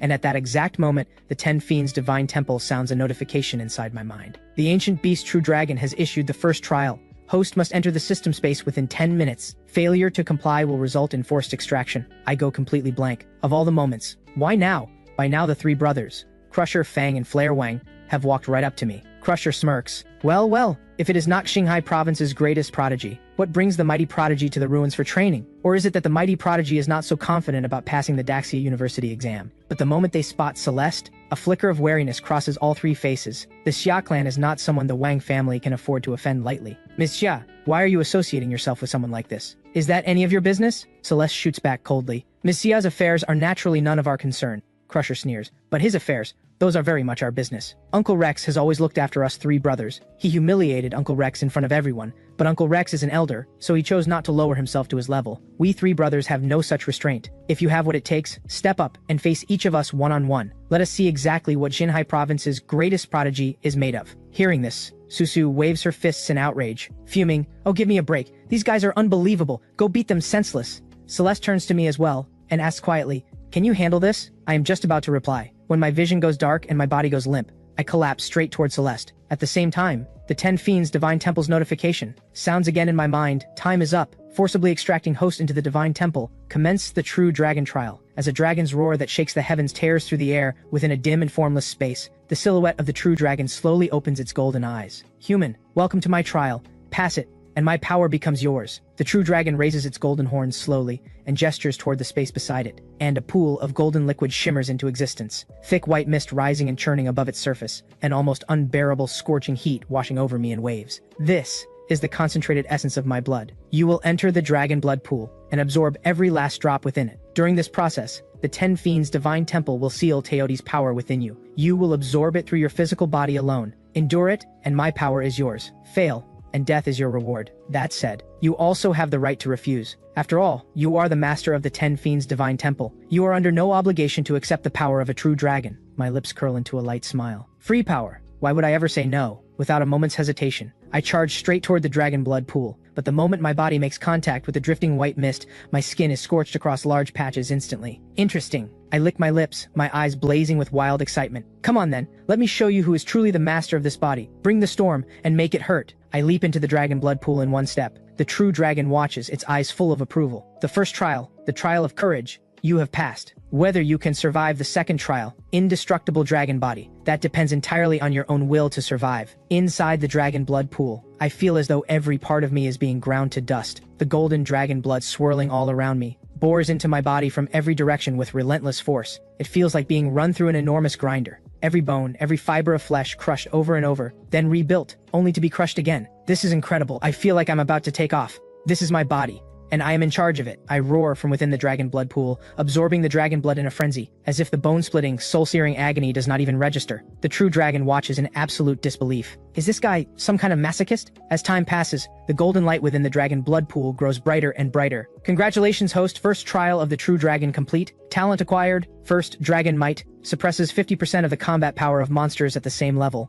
Second talent, Dragon War Fist. Grants the true dragon clan's innate close combat mastery through physical strength. Third talent, Call Wind and Rain. Allows the host to summon wind and rain at will. Congratulations, host. Second trial of the true dragon complete. Indestructible dragon body acquired. Severed limbs regenerate. The body cannot be killed or destroyed. And dragon runes shield the body against all harm. My heart surges with excitement. This is unreal. So this is the true dragon trial. And now I have one certainty. With physical strength alone, I could crush a bronze tier 1 monster with my bare hands, and with the indestructible dragon body. Unless someone can reduce me to ash in a single strike. Even if half my body is destroyed, I regenerate instantly. Then the true dragon's booming voice fills the space once more. Young one, now that you have completed my trial, you may go. I look forward to the day you inherit the full extent of my power. Thank you, senior. You are a remarkable young man. Boundless potential ahead of you. I believe in you. As I prepare to leave, the true dragon places its dragon pearl in my hands. After I depart, the crimson shadow nearby speaks with an amused lilt. So, old dragon not bad, right? He is indeed something. After all, he passed my trial. Your trial? Your trial is worth absolutely nothing. Everyone knows all you need to do is eat.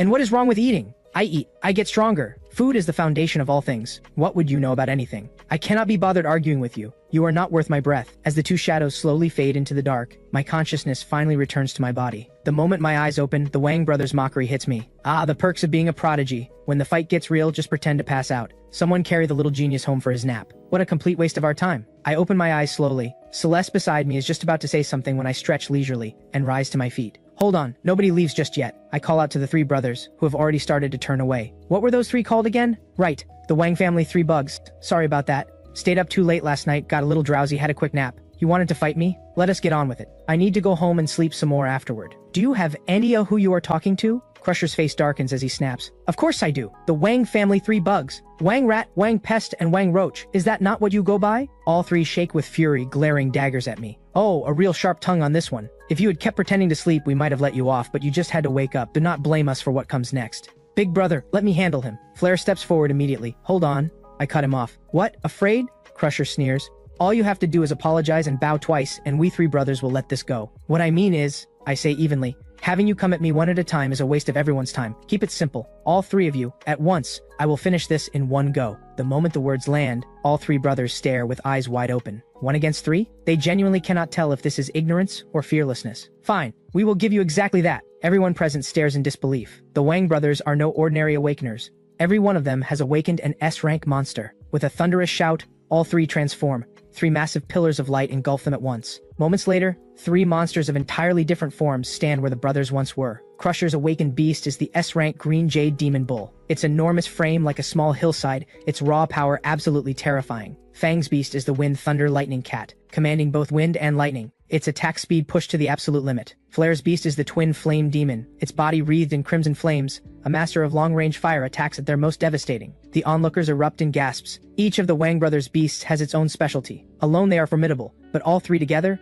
that synergy is virtually unbeatable. The Green Jade Demon Bull's wide-range attacks control the field. The Wind Thunder Lightning Cat's speed pins the target, and the Twin Flame Demon's long-range fire pours on the damage. With that combination working in tandem, even someone 2 or 3 tiers above them might not come out on top. And on top of that, their levels are no joke to begin with. 1 at Bronze Tier 3, 1 at Bronze Tier 4, and 1 at Bronze Tier 5. At this point, Flare loses his patience and barks, "Hey, transform already, and let us end this farce." Transform? Into what? I scoff. If I transform, you would not even get a chance to try. Come at me as you are. The Wang brothers stare at me, utterly disbelieving. I genuinely cannot watch this. Does this guy ever stop bluffing? He refuses to transform. What exactly does he think he's going to do? The arrogance is something else. A human taking on monsters in human form? You have got to be kidding. One slap from any of those beasts would send him spinning like a top. I crook a finger at Flare and say evenly, "Come on already, stop wasting time. You were the loudest one just now, you go first." Flare snaps at that. Flames roar across his entire body. He lets out a ground-shaking roar and lunges straight at me. I activate the True Dragon's second talent, Dragon War Fist, one single, ordinary-looking punch, and Flare is sent flying hard through the air. I close the distance instantly and throw another. Flare is driven back step by step, unable to land a single counter. Disbelief floods Flare's mind. How is this possible? I am losing in a straight-up exchange, and he is still in human form. Now do you understand? I say calmly. If I transformed, you would not even qualify to raise a hand against me. Everyone watching is dumbstruck. They simply cannot believe that a human body is capable of this kind of raw, destructive force. In just 3 moves, I have left Flare completely unable to fight back, his combat ability reduced to 0. Finally, Fang can no longer hold back. A violent gust tears through the air as a thick bolt of lightning crashes down straight toward me. I raise a hand with casual ease and dissolve the lightning entirely. This is the indestructible dragon body at work. This, a human body just took that? Commander Quinn and the others beside him are so stunned they cannot find a single word. Every year, countless human awakeners fall in battle because they failed to transform in time, cut down while still in human form. If every soldier possessed physical strength like mine, Daxia's casualty rate would drop by a staggering margin. Now Fang's Wind Thunder Lightning Cat charges at me again. And at the same time, Crusher's Green Jade Demon Bull finally moves. It launches into the air and slams down onto the ground with full force, war trampling. A massive shockwave erupts outward in every direction, crashing straight into me with tremendous force. At the same time, Flare, having recovered slightly, lets out a howl, launches himself into the air, and dives straight down at me from above. Lightning from Fang charges head-on. Flare's flames dive from above, and the ground beneath my feet is crumbling and caving in. The onlookers burst into murmurs. The coordination on these 3 is absolutely flawless. That attack leaves no blind spots. Even if he transformed right now, he might not be able to hold it off. It is over. He is either dead or crippled after this. He overestimated himself. Commander Quinn's brow snaps into a frown and he moves to intervene, but Celeste suddenly grabs his arm. Wait, Commander Quinn, do not move yet. Look at him. My face shows not a single trace of panic. I grin wide and call out in a clear, carrying voice, "All right, time to end this farce." A pillar of golden light pierces straight through the clouds. I transform, taking the form of an ancient true dragon. Quinn and the others drop their jaws, faces drained of color. He awakened a second beast? And judging by this aura, it is triple S rank. How can this be? His first awakening was Taudi. When did he get a second? The Wang brothers are completely at a loss. But in the very next second, I release a dragon's roar that shakes the entire world, and a crushing, all-consuming pressure explodes outward in every direction. All 3 Wang brothers are swept off their feet and hurled back by the force of it. This is my newly awakened ability, Dragon Might. All three feel their combat power forcibly crushed by 30%, and even the will to fight drains out of them completely. Who gave you permission to stand in my presence? On your knees. The overwhelming might of the ancient true dragon forces all three brothers to revert to human form and slams them hard into the ground, unable to move. In that moment, the very air around us seems to stop moving. Every onlooker stares at the scene before them, unable to believe their own eyes. I, at Black Iron Tier 10, stand like an untouchable sovereign above them all. Without raising a single hand, I have defeated 3 Bronze Tier fighters. If you are weak, train harder. If you cannot handle losing, do not play, I say without a shred of emotion. All 3 brothers drag themselves off the ground, faces pale with fear, and speak in trembling voices. We admit you are strong. This round is ours to lose. And what good does admitting it do? I let out a cold laugh. You say it as though I needed your acknowledgement. Then what do you want? I smile and speak up. Pay up. Blood essence, beast cores, beast jade, serums, all of it. Otherwise, I can guarantee you, none of you are getting into Daxia University. Mo, don't push your luck. What? You'd rather not. Back off. We agree. All 3 dig out 5 vials of blood essence from bronze 5th rank beasts, plus 5 beast cores of the same rank, and shove them over. I pocket everything with a satisfied grin. In the days that follow, I plan to keep absorbing the blood essence and beast cores to push my rank higher, while getting a feel for both Taudi's power and the true dragon's strength. Just over 2 weeks remain, until the Daxia University exam. This is a brutal, life or death trial. It leaves zero room for carelessness. Meanwhile, at the Qin family estate in the imperial capital, Rex looks at his son Ren with a grave expression. Ren, are you truly entering the Daxia University exam? Yes, father, I have to be there. Ren's eyes burn with venom and wounded pride. Mo humiliated me in front of everyone. He will pay for that. Triple S rank or not, I have never bowed to anyone in my life, and I will cut him down all the same. That's my son. That is exactly the spirit I raised you to have. Rex laughs loudly, beaming with pride. The laughter fades as a strikingly beautiful woman steps in, Ren's mother, Madame Frost. For this exam, your 3 uncles have prepared something special. She claps once. 9 young fighters step forward, each radiating a bone-deep killing intent. Mother, what is this? Your 3 uncles hold high positions in military command. Naturally, they have talented soldiers at their disposal. These 9 will accompany you into the exam. Inside, you can use their strength to do whatever needs to be done. The implication is unmistakable. All 9 carry S-rank talent, and 1 has even awakened at double S rank. A formidable escort indeed. Ren stares in disbelief, then bows deeply. Please convey my gratitude to my uncles. Patience, this is just the beginning. Next is a gift from your grandfather. Madame Frost produces 2 long blades, both deep crimson, and places them in Ren's hands. These were forged from the bones of the golden jade 8th rank crimson flame hell gold beast. Your grandfather even embedded its beast jade into the blades. That means you can unleash the beast's innate ability, Crimson Flame Meteor Slash. At full power, it can gravely wound even a blue jade tier fighter. The university's exam rules cap its output, so your grandfather has suppressed the limit to bronze 10th rank. Even so, with these twin blades, you will fear no opponent in single combat. Ren's eyes light up with awe and excitement. Then Madame Frost produces a vial. This is a custom origin energy serum I commissioned from Tang Industries.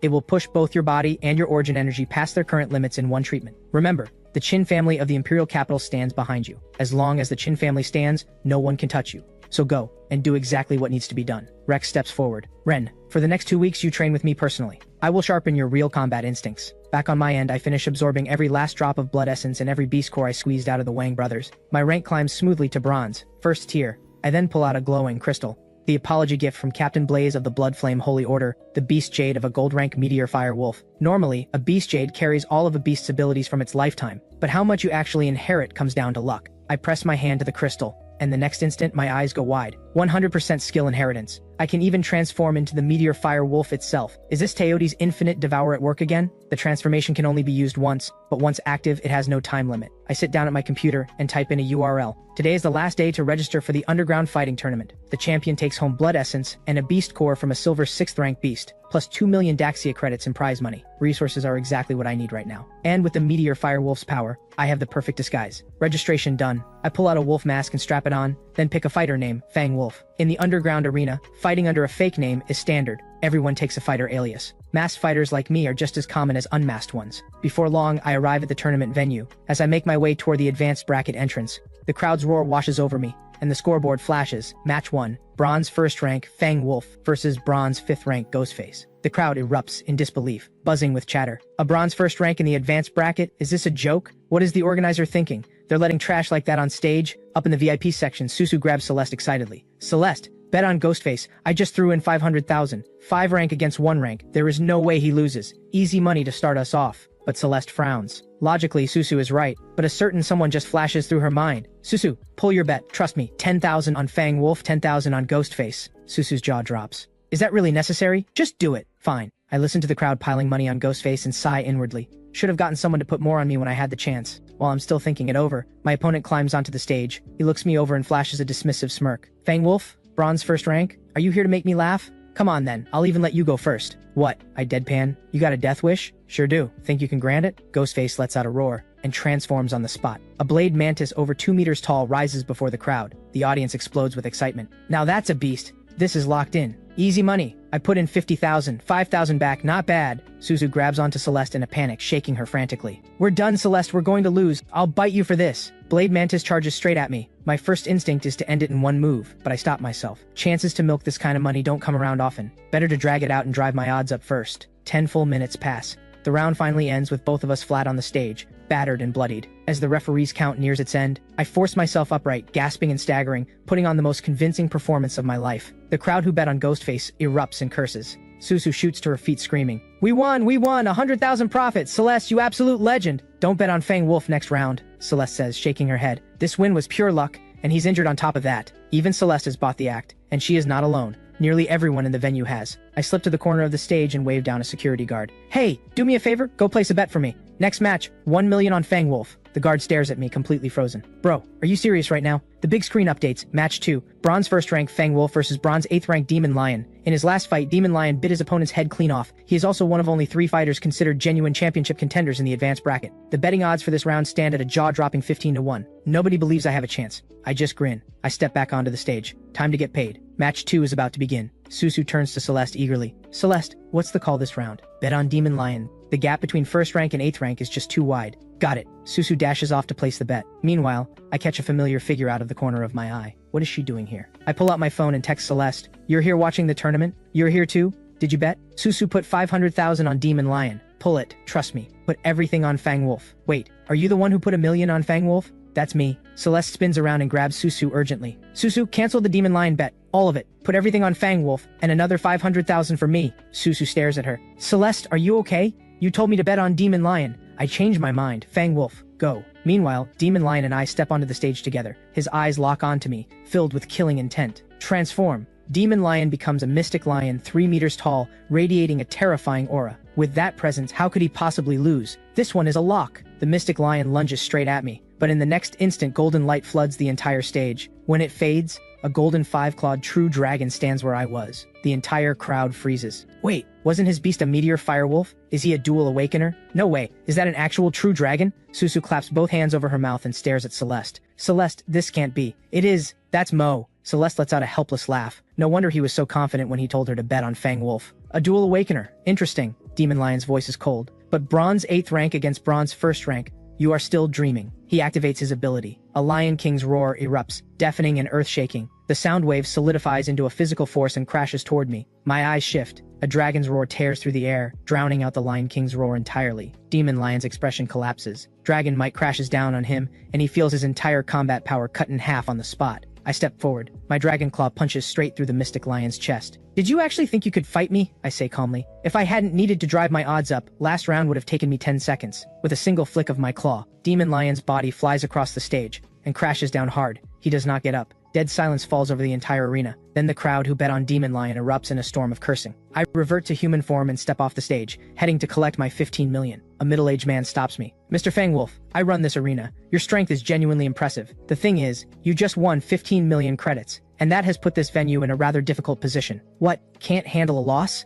I say flatly. Of course not. He laughs nervously. It is just, would you be willing to play something bigger? My interest sharpens immediately. Tell me. Prize money up to 20 million, and the Blood Essence and Beast Core upgraded from silver to gold 1st rank. Are you interested? Simple enough. In the next fight, the remaining 11 contestants plus 1 more I will add, take you on together. All 12 at once. Can you handle that? I have one condition of my own, I say. If I win, you throw in 1,000 bronze rank beast carcasses on top. D rank is fine. Deal. And if you lose, Mr. Fang Wolf, then I walk away from the 15 million and you keep my million bet as well. That doesn't quite feel balanced, the man says, shaking his head. Since you added your own condition, so will we if you lose. You stay with this arena for the rest of your life, our permanent enforcer. So they want me as a cash-generating pawn. I find this deeply amusing. Done. The announcement sends the arena into a frenzy. The 12th fighter is him, last year's champion, bronze 10th rank, the Devil Man Triple Shot. I remember when Triple Shot steamrolled this entire tournament, cutting through everyone in his path. That's how he earned the name Devil Man. This guy is the real deal. Fang Wolf is done for. Place your bets. Up on the stage, Triple Shot looks at me with a cold smile.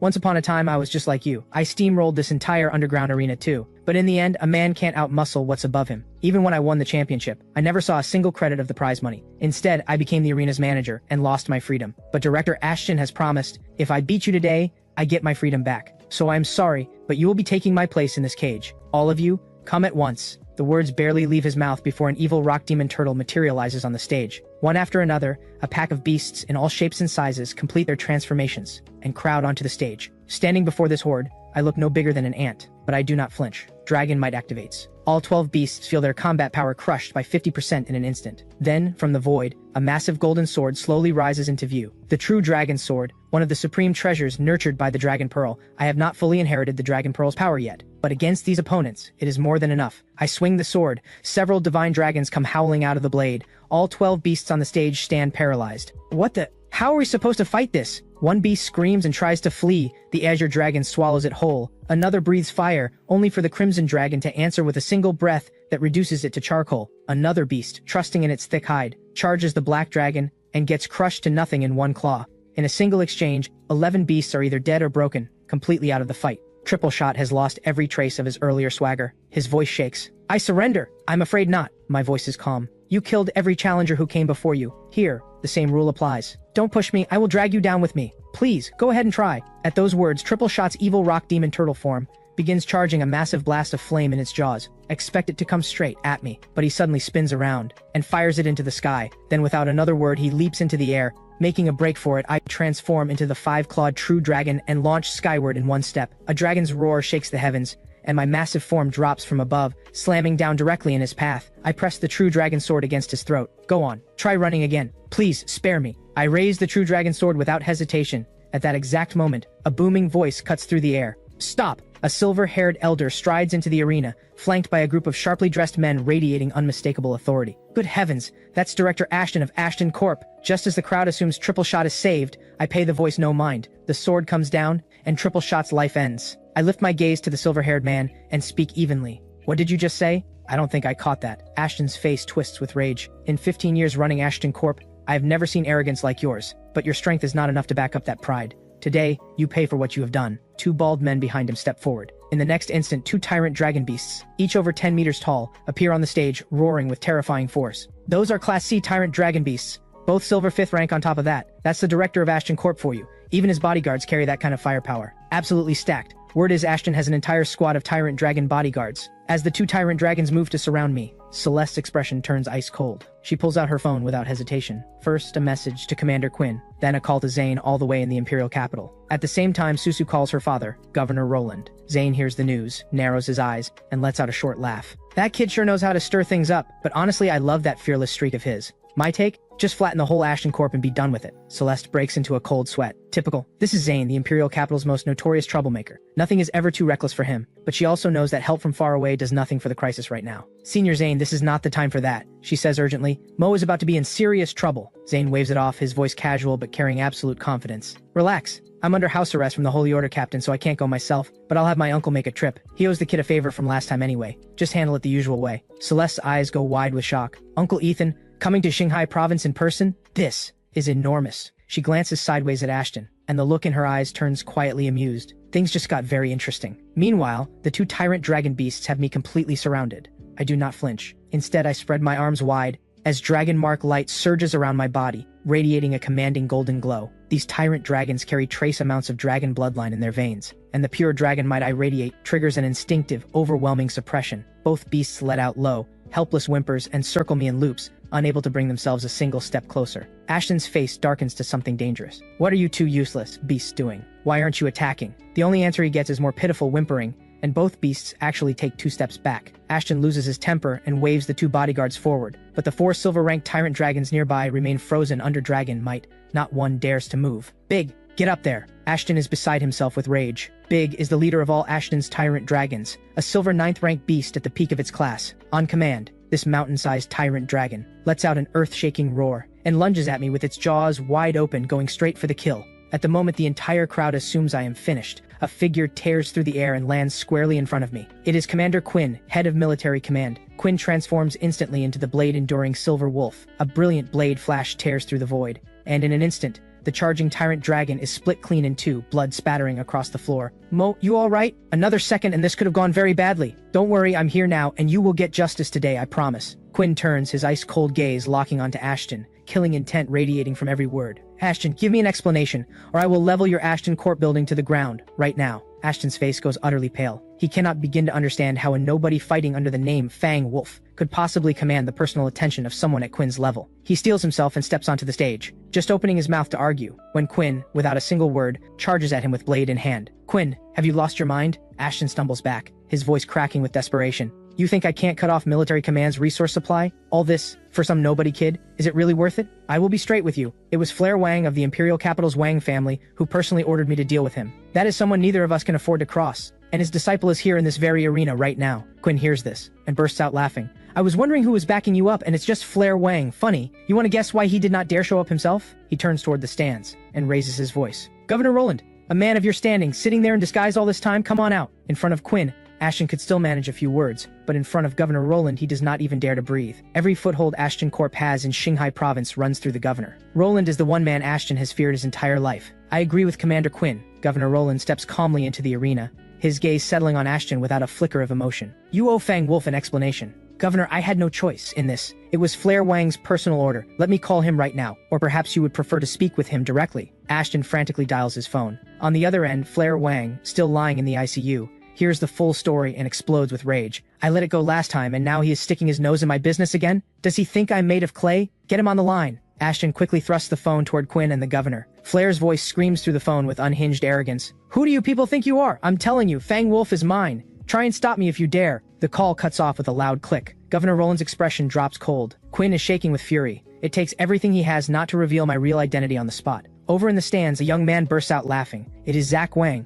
Flair's cousin. Young Master Zach, enjoying yourself at my arena tonight? Ashton rushes over, all smiles. It was fine, until some piece of garbage ruined it, and cost me over 3 million. Zach waves his hand with open impatience. 3 million? That's nothing. Ashton snaps his fingers, and his men haul in 5 cases. This 5 million is a small token for me, Director Ashton. I hope you will put in a good word for me with young Master Flair. Not bad. You know how to play the game. Zach gives a satisfied nod. Up in the stands, Susu grabs Celeste's hand in a panic. Celeste, what do we do? Even Uncle Quinn and my dad can't hold this down. Stay calm. Uncle Ethan is almost here. Celeste's voice is steady. Uncle Ethan? Which Uncle Ethan? Celeste says just 2 words. Tang Industries. Susu nearly leaps out of her seat. Tang Industries? Senior Ethan Tang himself? That's insane. Celeste, you are unbelievable. This is not my doing. It's all Senior Zane's arrangement. Celeste shakes her head. Just then, Zach Wang orders Ashton to bring me over immediately. Quinn's grip on his blade tightens, killing intent radiating off him in waves so thick it's almost visible. I slowly slide my hand into my pocket and close my fingers around the golden token Zane gave me. Sealed inside is a strike from the 9 Heavens Silver Dragon.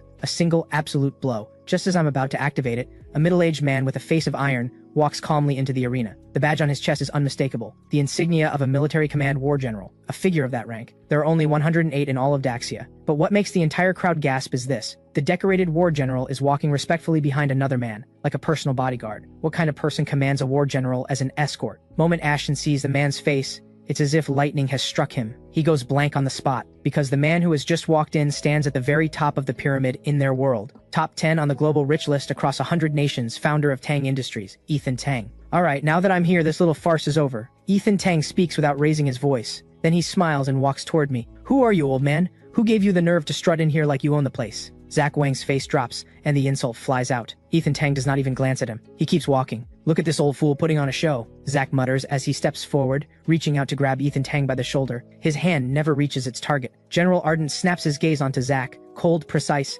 absolute. Before Zach can react, General Ardent moves. One sharp motion and a clean crack of bone fills the air. Zach lets out a gut-wrenching scream. You dare touch me? Do you have any idea who I am? I'm from the Wang family of the Imperial Capital. At that, Ethan Tang turns and speaks with an easy smile. Even Patriarch Warren himself would not dare pull rank on me. It seems the younger generation of the Wang family has surpassed the master, considerably more brazen than the man himself. Those words freeze Zach completely. For the first time, it dawns on him that the man standing before him is not ordinary in the slightest. Open your eyes and look carefully, General Ardent says coldly. Zach's eyes fall on the war general's insignia on Ardent's chest, and his soul nearly leaves his body. His legs give way beneath him. Senior, may I ask your name? I have been incredibly rude. Please forgive me. I am Zach Wang of the Imperial Capital's Wang family. My father is Victor Wang, and Patriarch Warren is my uncle. I don't care who you are, and I have no interest in knowing who stands behind you. The only person in the Wang family I recognize is Patriarch Warren. Ethan Tang's tone is perfectly flat. Go ask him. See if he knows the name Ethan Tang. Those words hit Zack like a plunge into ice water. His mind goes completely blank. What happened? Not calling me old man anymore. That single offhand line from Ethan Tang sends a full-body shiver through Zack. He drops to his knees with a thud and bows furiously. I was wrong, Senior. I am truly deeply wrong. Celeste walks down from the stand, Susu in tow. Ethan Tang turns to me with a light smile. Since I'm already here, there's no reason for you to keep hiding who you are. Celeste starts to object, but Ethan Tang raises a hand. I know what you're worried about. Ardent, bring it out. General Ardent produces a compact mechanical device. This is Tang Industries' latest development, the memory modifier. Everything that has happened here today will be erased from the minds of all uninvolved parties. It is single use and costs over 1 billion to produce, but for Daxia's greatest prodigy, it is worth every credit. Ethan Tang turns to Ashton, whose face has gone ashen. Ashton, this cost comes out of Ashton Corp. Ashton stands frozen, unable to utter a single word in protest. I reach up and slowly pull off the mask. The moment the crowd sees my face, the entire arena erupts. It's Mo! That's Mo! Xinhai Province's #1 genius, Triple S rank awakener Mo. Ashton's legs give out beneath him, and he crumples to the floor. He finally understands why Quinn and Governor Roland would go to any length to protect this person. And that brings this farce to a close. Ethan Tang speaks calmly. The Wang family's pettiness has been quite an eye-opener. When I get back, I will have a thorough conversation with Patriarch Warren. Just then, Ashton and Zack exchange a glance, and both feel their stomachs drop at the exact same moment. Just moments ago, Flair Wang dispatched a military command officer toward this location. By now, he should almost be here. Both of them silently pray with everything they have, please don't show up. But the next second, a figure crashes down from above. The impact shakes the entire underground arena 3 times over. It is Commander Saxon. Where are Governor Roland and Commander Quinn? Come forward and bow, now. Whatever hope Zack and Ashton were clinging to dies completely in that moment. But in the next instant, Saxon takes in the faces around him, and his own expression collapses. He drops to his knees without hesitation. Saxon, was it Flair Wang who sent you here? Or Patriarch Warren? Ethan Tang asks. It was young Master Flair. Did you catch that, young Zane? Ethan Tang's laugh is light, but there is ice beneath every word. Flair Wang. Interesting. I, Zane, have said it 1,000 times. I never interfere in fights between the younger generation, but the moment someone uses power and connections to bully those beneath them, I step in. Every time. The Wang family, is it? You just walked straight into my crosshairs. Zane's cold voice cuts through the phone. A flicker of exasperation crosses Ethan Tang's eyes. He turns to me, 30 years old and still this loud about everything. Don't pick up his habits. No worries, Senior Tang. My style is simpler. I just kill them and be done with it. Ethan Tang blinks, then bursts out laughing. Now I finally understand why Zane picked you out of everyone. Kid, you are genuinely something else. Meanwhile, back in the Imperial capital, Zane stands at the entrance of his villa, silver dragon spear in hand. 2 Holy Order fighters step forward quickly. Vice Captain Zane, you are not permitted to leave. I never said I was going anywhere, just making a delivery. The words barely land, and Zane hurls the silver dragon spear into the air with one hand. Ever heard the saying? Express delivery, guaranteed arrival? The 2 fighters exchange a confused look and shake their heads. You will. Zane smiles, hands them each a cigarette, and turns back inside. Meanwhile, at the Wang family estate in the Imperial capital, the Wang brothers have finally recovered enough to be discharged from the hospital. 1 more week and they should be fully healed, just in time for the Daxia University exam ceremony. Little brother, what's on your mind? Fang and Crusher frown, watching Flair stare into the distance. Nothing. My heart just keeps pounding like something bad is about to happen. Flair's brow stays knotted. There's a needle-sharp sting radiating through his back, an ominous, crawling feeling he cannot explain. Stop overthinking it. Rest up and focus on the exam. We need to back Ren up properly this time. The family gave him some serious equipment. What Mo did to us last time, we're taking it all back with interest. The 3 brothers seethe. With Ren on our side, Mo won't know which way is up.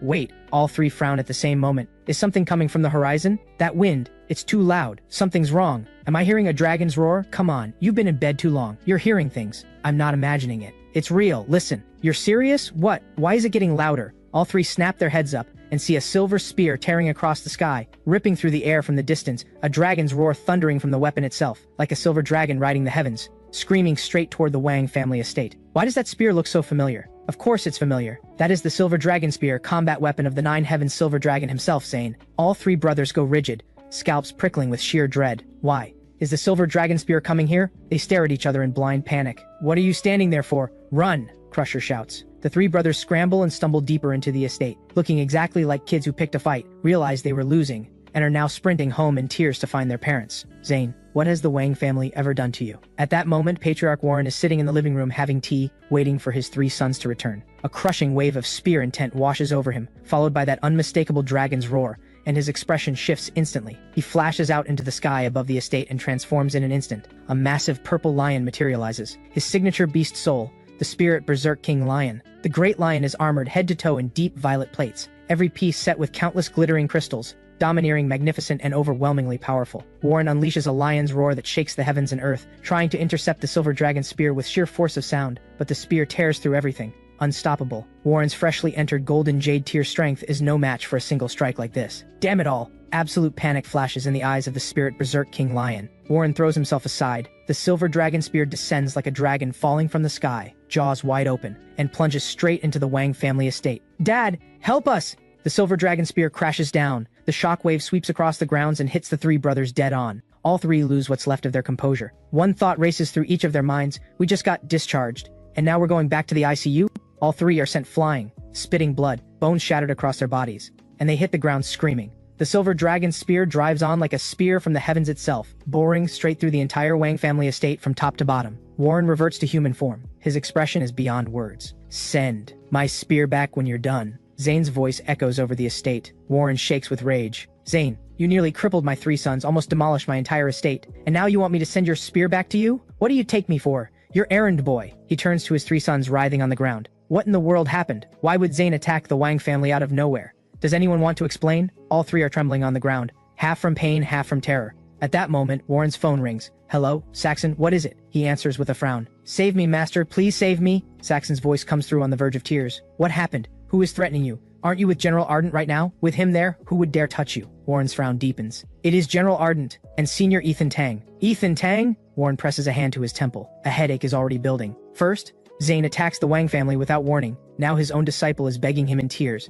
To say none of this is connected would be laughable. What is going on? Where are you right now? I'm in Xinhai Province. Xinhai Province? What were you doing there? Young Master Flare sent me. It goes like this. Saxon recounts the entire story through tears. And why exactly are Ethan Tang and General Ardent in Xinhai Province? They came to help the young fighter who goes by Fang Wolf. Fang Wolf? Which Fang Wolf? Warren nearly drops his phone. Mo. Fang Wolf is Mo, Master. Are you out of your mind, you absolute fool? Warren stares at Flare lying on the ground, and the killing intent in his eyes nearly overflows. Everything suddenly makes sense. Why Zane attacked the Wang family without warning. Why Ethan Tang personally made the trip to Xinhai Province. It was all caused by these two disasters he calls family. You are going to be the death of me. Warren roars at Flare like an enraged lion.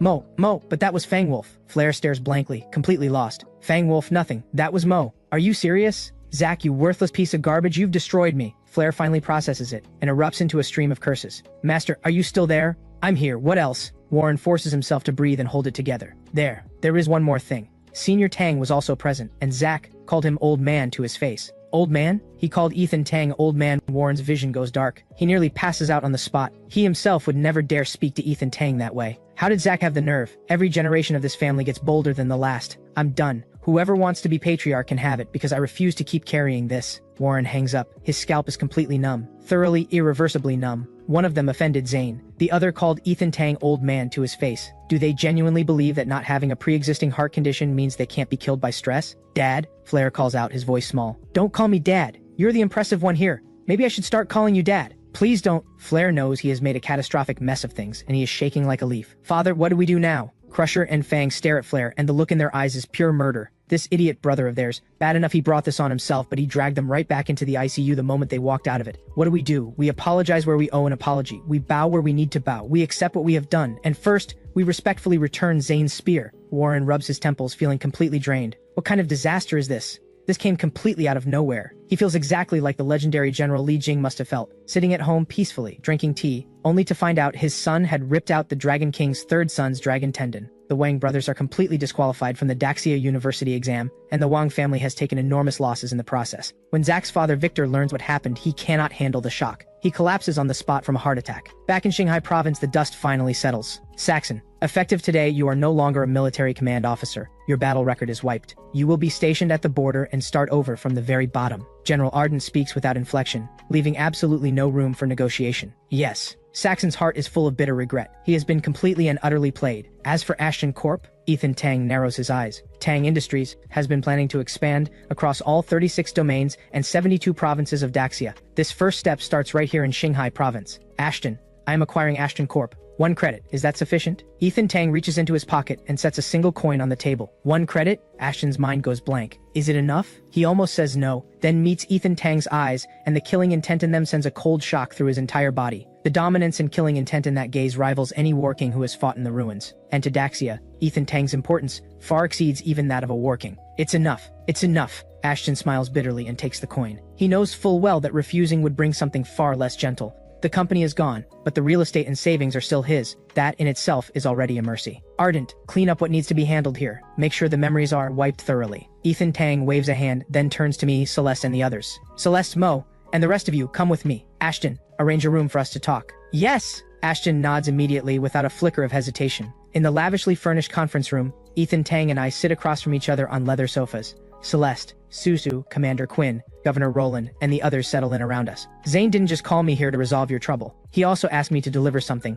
a gift he has been holding for you. He made you a promise that it would reach you before the exam. Ethan Tang smiles and sets a palm-sized capsule on the crystal table. This is Zane's gift, the spear-type combat weapon you asked for. It's in here. The moment Celeste sees the capsule, her gaze snaps to it. This is from number 13's. Correct. Ethan Tang nods with a smile. Number 13's remains. After extensive research and study by Tang Industries, we have finally unlocked the secret behind his spatial ability. This is our latest breakthrough, capsule technology. We have developed 3 types, the monster capsule, the storage capsule, and the residence capsule. The one in front of you is the storage capsule. It works exactly like the dimensional bags in fantasy novels, capable of holding a massive amount of items. The residence capsule, think of it as a house you can carry in your pocket. It gives Holy Order teams a comfortable and secure place to rest during long expeditions into the ruins. Rest well, fight better. And last, the monster capsule. This is the most significant of the 3. After defeating a beast in the ruins, you conceal it inside the capsule. From that moment on, the beast will answer to you completely. Your command, your servant, your soldier. Ethan Tang grins, unmistakable pride in his eyes. This has been Tang Industries' largest investment in years. We have finally achieved a breakthrough, and mass production is already underway. Before long, capsule technology will be available across all of Daxia. I sit there, genuinely stunned, and then a thought creeps in. Monster capsules are a thing now. Should I be expecting an Ultraman to go with them? That is incredible! Capsule technology sounds amazing. Susu stares at the capsule on the table, eyes absolutely sparkling. It's barely bigger than a phone. With one of these, shopping trips would be completely unlimited. No more worrying about carrying too much. I brought a few samples along. Take them, play with them. Ethan Tang smiles. The storage capsule is the most affordable base model, priced at 10,000 Daxia credits each. Larger capacity models will follow, at higher price points. The storage capsule can be sold to the general public, but the monster capsule and residence capsule are strictly regulated military assets. Yes, finally. No more making the household staff carry my bags on shopping trips. Susu moves fast. She snatches the storage capsule off the table and turns it over in her hands with delight. Face lit up with pure joy. Governor Roland's face drops immediately. Susu, we are in front of Senior Tang. Have some dignity. Blah blah blah, I don't care. You're just jealous you didn't grab one first. Susu sticks out her tongue and pulls a face at him, turning her father red, then pale, then red again. As they say, no one knows a father better than his daughter, and Susu has called it exactly right. He wants one just as badly, he just cannot admit it. Ha! Governor Roland, once mass production is underway, I will have a few sent to you personally. Ethan Tang steps in smoothly. Then he picks up the capsule containing the combat weapon and places it in my hand. Take a look, do you like it? I open the capsule. A streak of light shoots out. A long spear settles steadily into my grip. The spear is deep crimson from tip to base. Blood-colored flames burn along the shaft, and intricate carved reliefs radiate a warm, smoldering heat. The entire weapon gleams an unsettling, vivid blood red, while its nearly half-meter blade drips with a bone-chilling, icy light. This weapon was forged primarily from the bones of a purple jade rank bloodshot frenzy vulture. The blade is fused with dragon bloodstone, a rare and precious ore, and embedded within the carved reliefs along the shaft are 3 exceptional beast jades: the peak of frenzied speed from the golden peng, 10,000 force from the giant wheel turtle, and mind control from the soul stream beast. In other words, this spear delivers extreme speed enhancement, devastating force amplification in direct combat, and even if the spear leaves your hand, you can call it back with a thought at any moment. On top of that, drawing on the Blood Frenzy Vulture's innate trait, whenever this spear clashes with another weapon, it releases a sound wave infused with blood energy that strikes directly at the enemy's mind. Well, are you satisfied? Zane had this crafted specifically for you.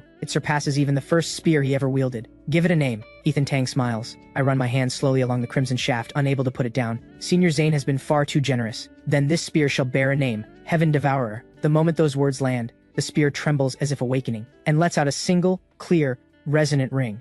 Perfect! Heaven Devourer. What a name! Ethan Tang burst out laughing. A hero deserves a divine weapon. Now that you have the weapon, where is the hero? I smile to myself. I know exactly what Ethan Tang wants, to see my strength with his own eyes. Senior Tang, shall we move to the training room? Ha! Good kid, let's go. Ethan Tang waves his hand, and the whole group sets off in a grand procession toward Ashton Corp's training facility. The room is custom built, tough enough to withstand a full force strike from a silver 10th rank beast, and vast enough to rival a standard 400-meter athletic track. Mo, after you. Ethan Tang gestures forward. I give a slight nod and step out, walking toward the center of the room. Boom. A torrent of blood flame erupts from within me, swallowing me whole. The flames fade. A crimson figure stands at the center of the floor. A wave of savage killing intent rolls off me. raw and primal, like a beast from the ancient wilds made flesh sweeping across the entire room. Now that's an aura. Ethan Tang's eyes go wide. In me he sees something he never expected, the faint shadow of a beast king. Whoosh. I grip the Heaven Devourer, flip my wrist, and the spear spins in my hands at blinding speed,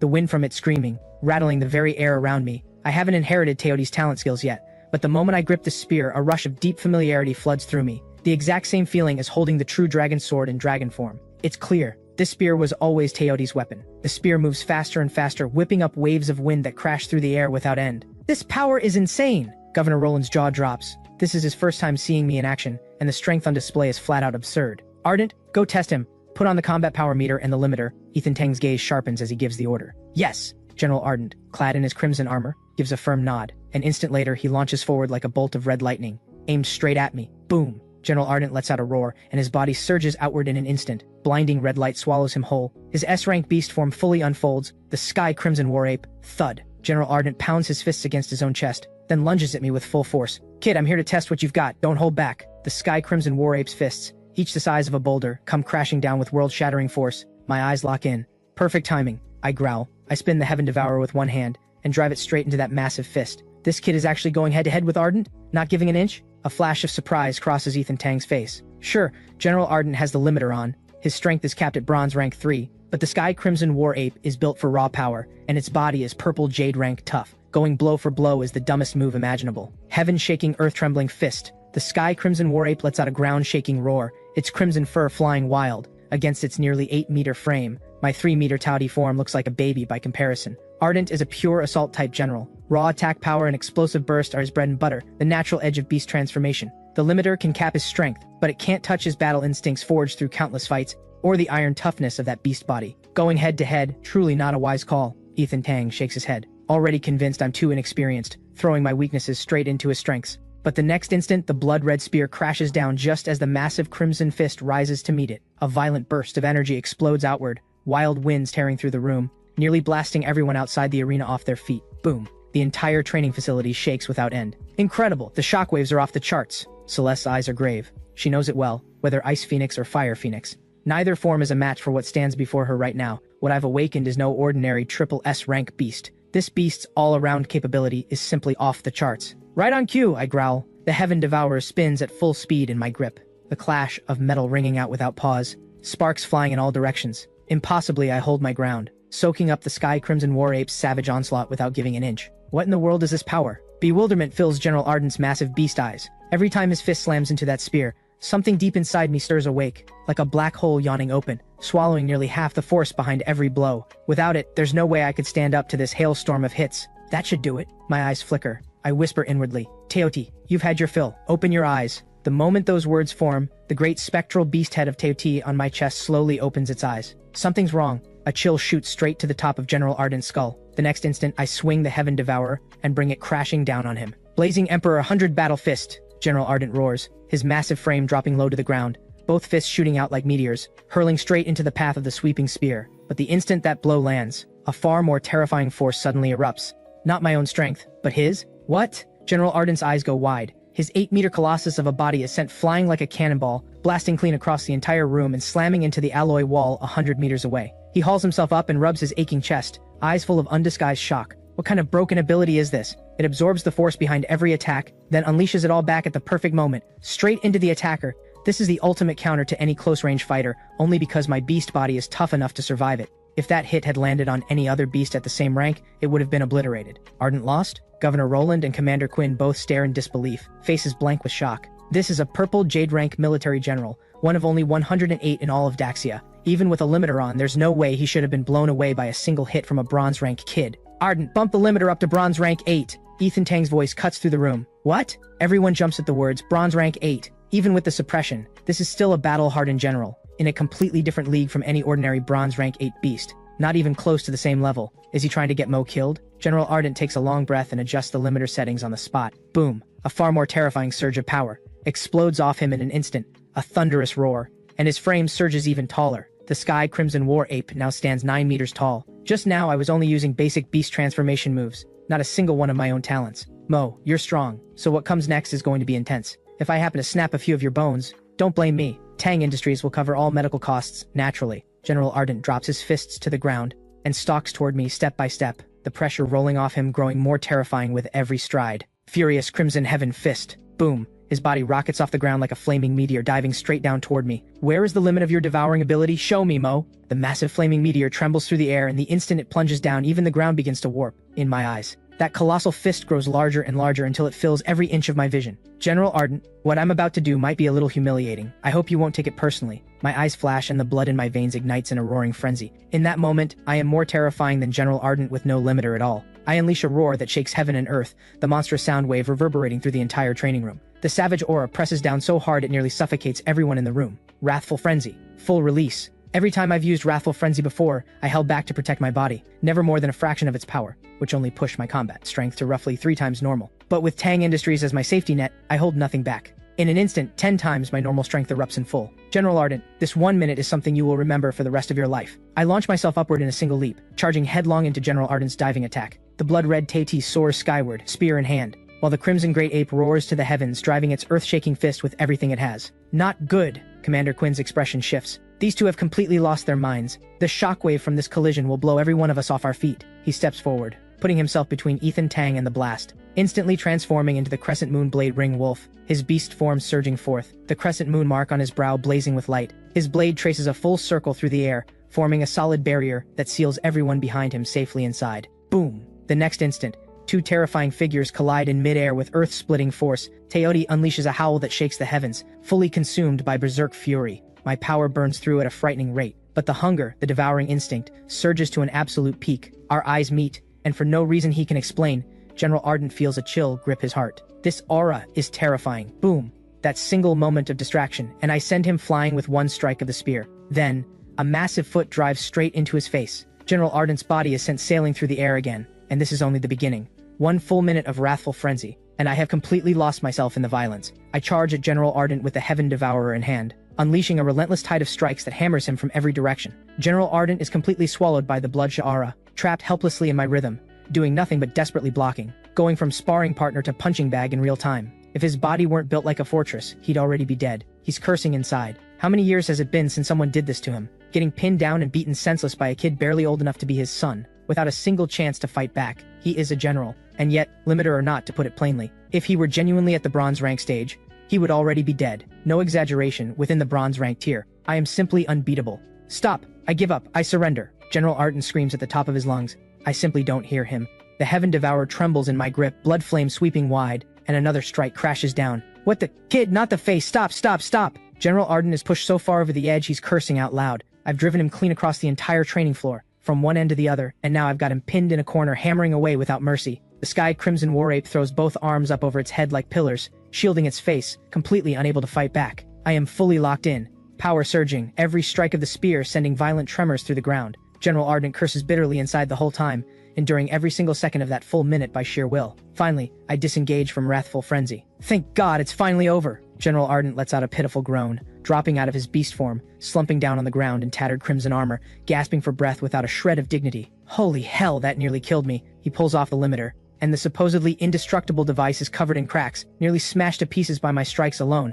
Across the room, I've already exited Teodi form. The after effects of wrathful frenzy hit me instantly. A tearing, bone-deep agony rips through my entire body as if every cell is being ground apart by a meat grinder. But in the very next moment, the pain vanishes without a trace. I snap back to full vitality in an instant. Stunned, I quickly turn my focus inward, and find the golden dragon patterns across my body radiating brilliant golden light, ceaselessly nourishing my flesh. It hits me in an instant. The indestructible dragon body. Its incredible regenerative power wipes out every after effect in seconds. My heart leaps. Does this mean I can use wrathful frenzy whenever I want from now on? But right on its heels, a wave of overwhelming hunger crashes through my entire body. Holy, Teodi is starving! I feel my stomach twisting in on itself. At that moment, the residual dragon blood dregs that my body couldn't absorb surge on their own toward my gut, and the devouring force absorbs every last trace in an instant. And I feel it clearly. My physical body has grown even stronger. I'm genuinely stunned. Teodi really isn't picky. It'll eat literally anything. Well then, how was the test? Ethan Tang walks over with the group. Check the combat power meter, Ethan Tang says. General Ardent pulls out the combat power meter, takes one look, and freezes. Everyone crowds in to look, and they're all struck dumb. The combat power meter is completely destroyed. It's the lowest grade of meter, sure, but bronze rank strength should never be enough to blow one apart. Kid, your power has broken the limit. Ethan Tang's gaze lands on me, deadly serious. Limit breaking? What does that mean? I look puzzled. Kid, you know how beasts with different talents can have wildly different combat power at the same rank, right? Take an A rank beast at bronze rank 3. It can take down a C rank beast at bronze rank 5, everyone knows that. And even two beasts with the same talent can differ in strength based on specialization and equipment. A healing type, for instance, can't beat a full assault type at the same rank. A beast's true strength ties into its beast jade, combat weapon, serums, all of it. But strip all that away, relying purely on raw personal power, and the gap between bronze and silver rank is an absolute wall. No one crosses it. If someone does cross that wall, we call them a limit breaker. Breaking the limit through a combat weapon, or through serums doesn't count. Only by crossing it through your own body and raw strength alone is it considered a true limit break. Take Celeste. Her power sits at Black Iron rank 10, yet she can defeat a bronze rank 1 beast. That is what we call limit breaking. But your rank is only bronze rank 1, yet the combat power you just unleashed is enough to kill an S rank beast at silver rank 1. A limit break of this magnitude, I have never seen anything like it. It's terrifying. Ethan Tang draws a sharp breath. 7 or 8 years ago, in the All Nations Academy War, Zane fought at gold rank 7 and killed a diamond rank 1 SS talent from the Beacon Nation. It shook the entire world. But you surpass even Zane at his peak. Freshened to bronze rank 1, and already capable of matching silver rank 1. What kind of monster are you? Ethan Tang stares at me, eyes practically glowing. He's the founder and chief researcher of a tech giant. If I weren't one of Daxia's most prized talents, he'd have me strapped to a lab table already. A chill runs down my spine. Something about the way Ethan Tang is looking at me feels very wrong. So, Senior Tang, what did you think of my performance just now? Ethan Tang blinks, then snaps back to himself, nodding with unmistakable approval. Exceptional. I've seen many talented individuals in my time. Not one surpasses you, and I've never met anyone who even comes close. My face lights up, and an idea clicks into place instantly. Is that so? I didn't realize you thought so highly of me. In that case, doesn't Senior Tang owe me some kind of reward? Unbelievable. He actually says it out loud. He's met plenty of shameless people, but someone this brazenly self-assured, that's a first. What kind of reward are you after? He asks, face darkening. I rub my chin and grin. Ashton Corp already promised me 20 million. Plus the blood essence and beast core from a gold tier rank 1 fire spirit ancient tree, and 1,000 bronze rank 1 beast carcasses. Everything else I'm fine on. It's the bronze rank carcasses I really need more of. I was wondering if Senior Tang might. I put on my most wide-eyed greedy expression. Ethan Tang's vision goes dark. 3,000. I'll have them delivered. I can barely contain myself. What if I give you back the 20 million, and you send me 5,000 instead? Ethan Tang takes a long, slow breath and studies me through narrowed eyes for a long moment, then finally nods. Fine. Commander Quinn and Governor Roland look like their faces are about to cramp. You kid, the only word for it is gutsy beyond belief. Running a con on Ethan Tang himself. That's something neither of them would even dream of doing. Sir Tang, he's young and doesn't know better. Commander Quinn rushes to smooth things over. No need. Ethan Tang cuts him off. Young people should be spirited. Spirited. Commander Quinn's brain just stops working. You call that spirited? Isn't that just being crafty? Isn't that a straight-up con? Talent really does let you get away with anything. Anyone else pulling this stunt would have had Ethan Tang's palm across their face before finishing the sentence. Who do you think you are, haggling with him? My eyes curve into happy crescents. It's pretty obvious I'm thrilled. Tadi's second trial, the 10,000 beast trial, requires 10,000 bronze rank beast carcasses. Hunting them down one by one on my own would take forever. But now 6,000 are already secured, with only 4,000 left to go. The pressure drops by more than half in an instant. After that, Ashton Corp delivers every last promised resource, without missing a single item. Ethan Tang sets off back to Imperial Capital, though he leaves General Ardent behind in Xinhai Province, officially to safeguard the region. But even Commander Quinn can figure out the real reason. It's to protect me. Ethan Tang is genuinely afraid that in the 10 days before the exam, this troublemaking little menace might cook up something catastrophic. Back at the apartment, I'm practically glowing as I take out the blood essence and beast core of the Fire Spirit Ancient Tree. The Fire Spirit Ancient Tree, a gold tier rank 1 beast classified as B class in the Beast Registry. It's a fireborn creature that lives in colonies. Every colony has one ruling tree, the Fire God Ancient Tree King. And the heart of that king is the primary ingredient for crafting the Flowing Flame Scorching Heart Serum. I flip through the beast registry in my hands, eyes gleaming. The Flowing Flame Scorching Heart Serum, widely regarded as the most extravagant serum a bronze-rank beast tamer can get their hands on. It tempers the beast body with searing flame and purifies origin energy, delivering a total overhaul of both beast body and energy channels. Anyone lucky enough to use this serum while still at the bronze rank will break through every 3 days and leap forward every 7, climbing at a speed that defies belief. But the serum is priceless in the truest sense. The core ingredient, the Fire God Ancient Tree Heart, is simply too rare to find. The Fire God Ancient Tree King is a diamond-rank beast in its own right, and it nests deep within the most dangerous reaches of the ruins. You'd have to be out of your mind to hunt a diamond-rank beast just to craft a bronze-rank serum, but I don't care about that. A sly gleam flashes in my eyes as I pull out my phone. Hey, General Ardent, it's like this. I need a small favor. Moments later, I hang up and clap my hands with a grin. Done. Having connections and not using them, that's just plain stupid. By the time I finish absorbing this blood essence and beast core, General Ardent should have the Fire God Ancient Tree Heart ready. In high spirits, I crush the blood essence and devour the beast core. An hour later, rumble. Torrents of blood flame roar through the room and my aura surges wildly.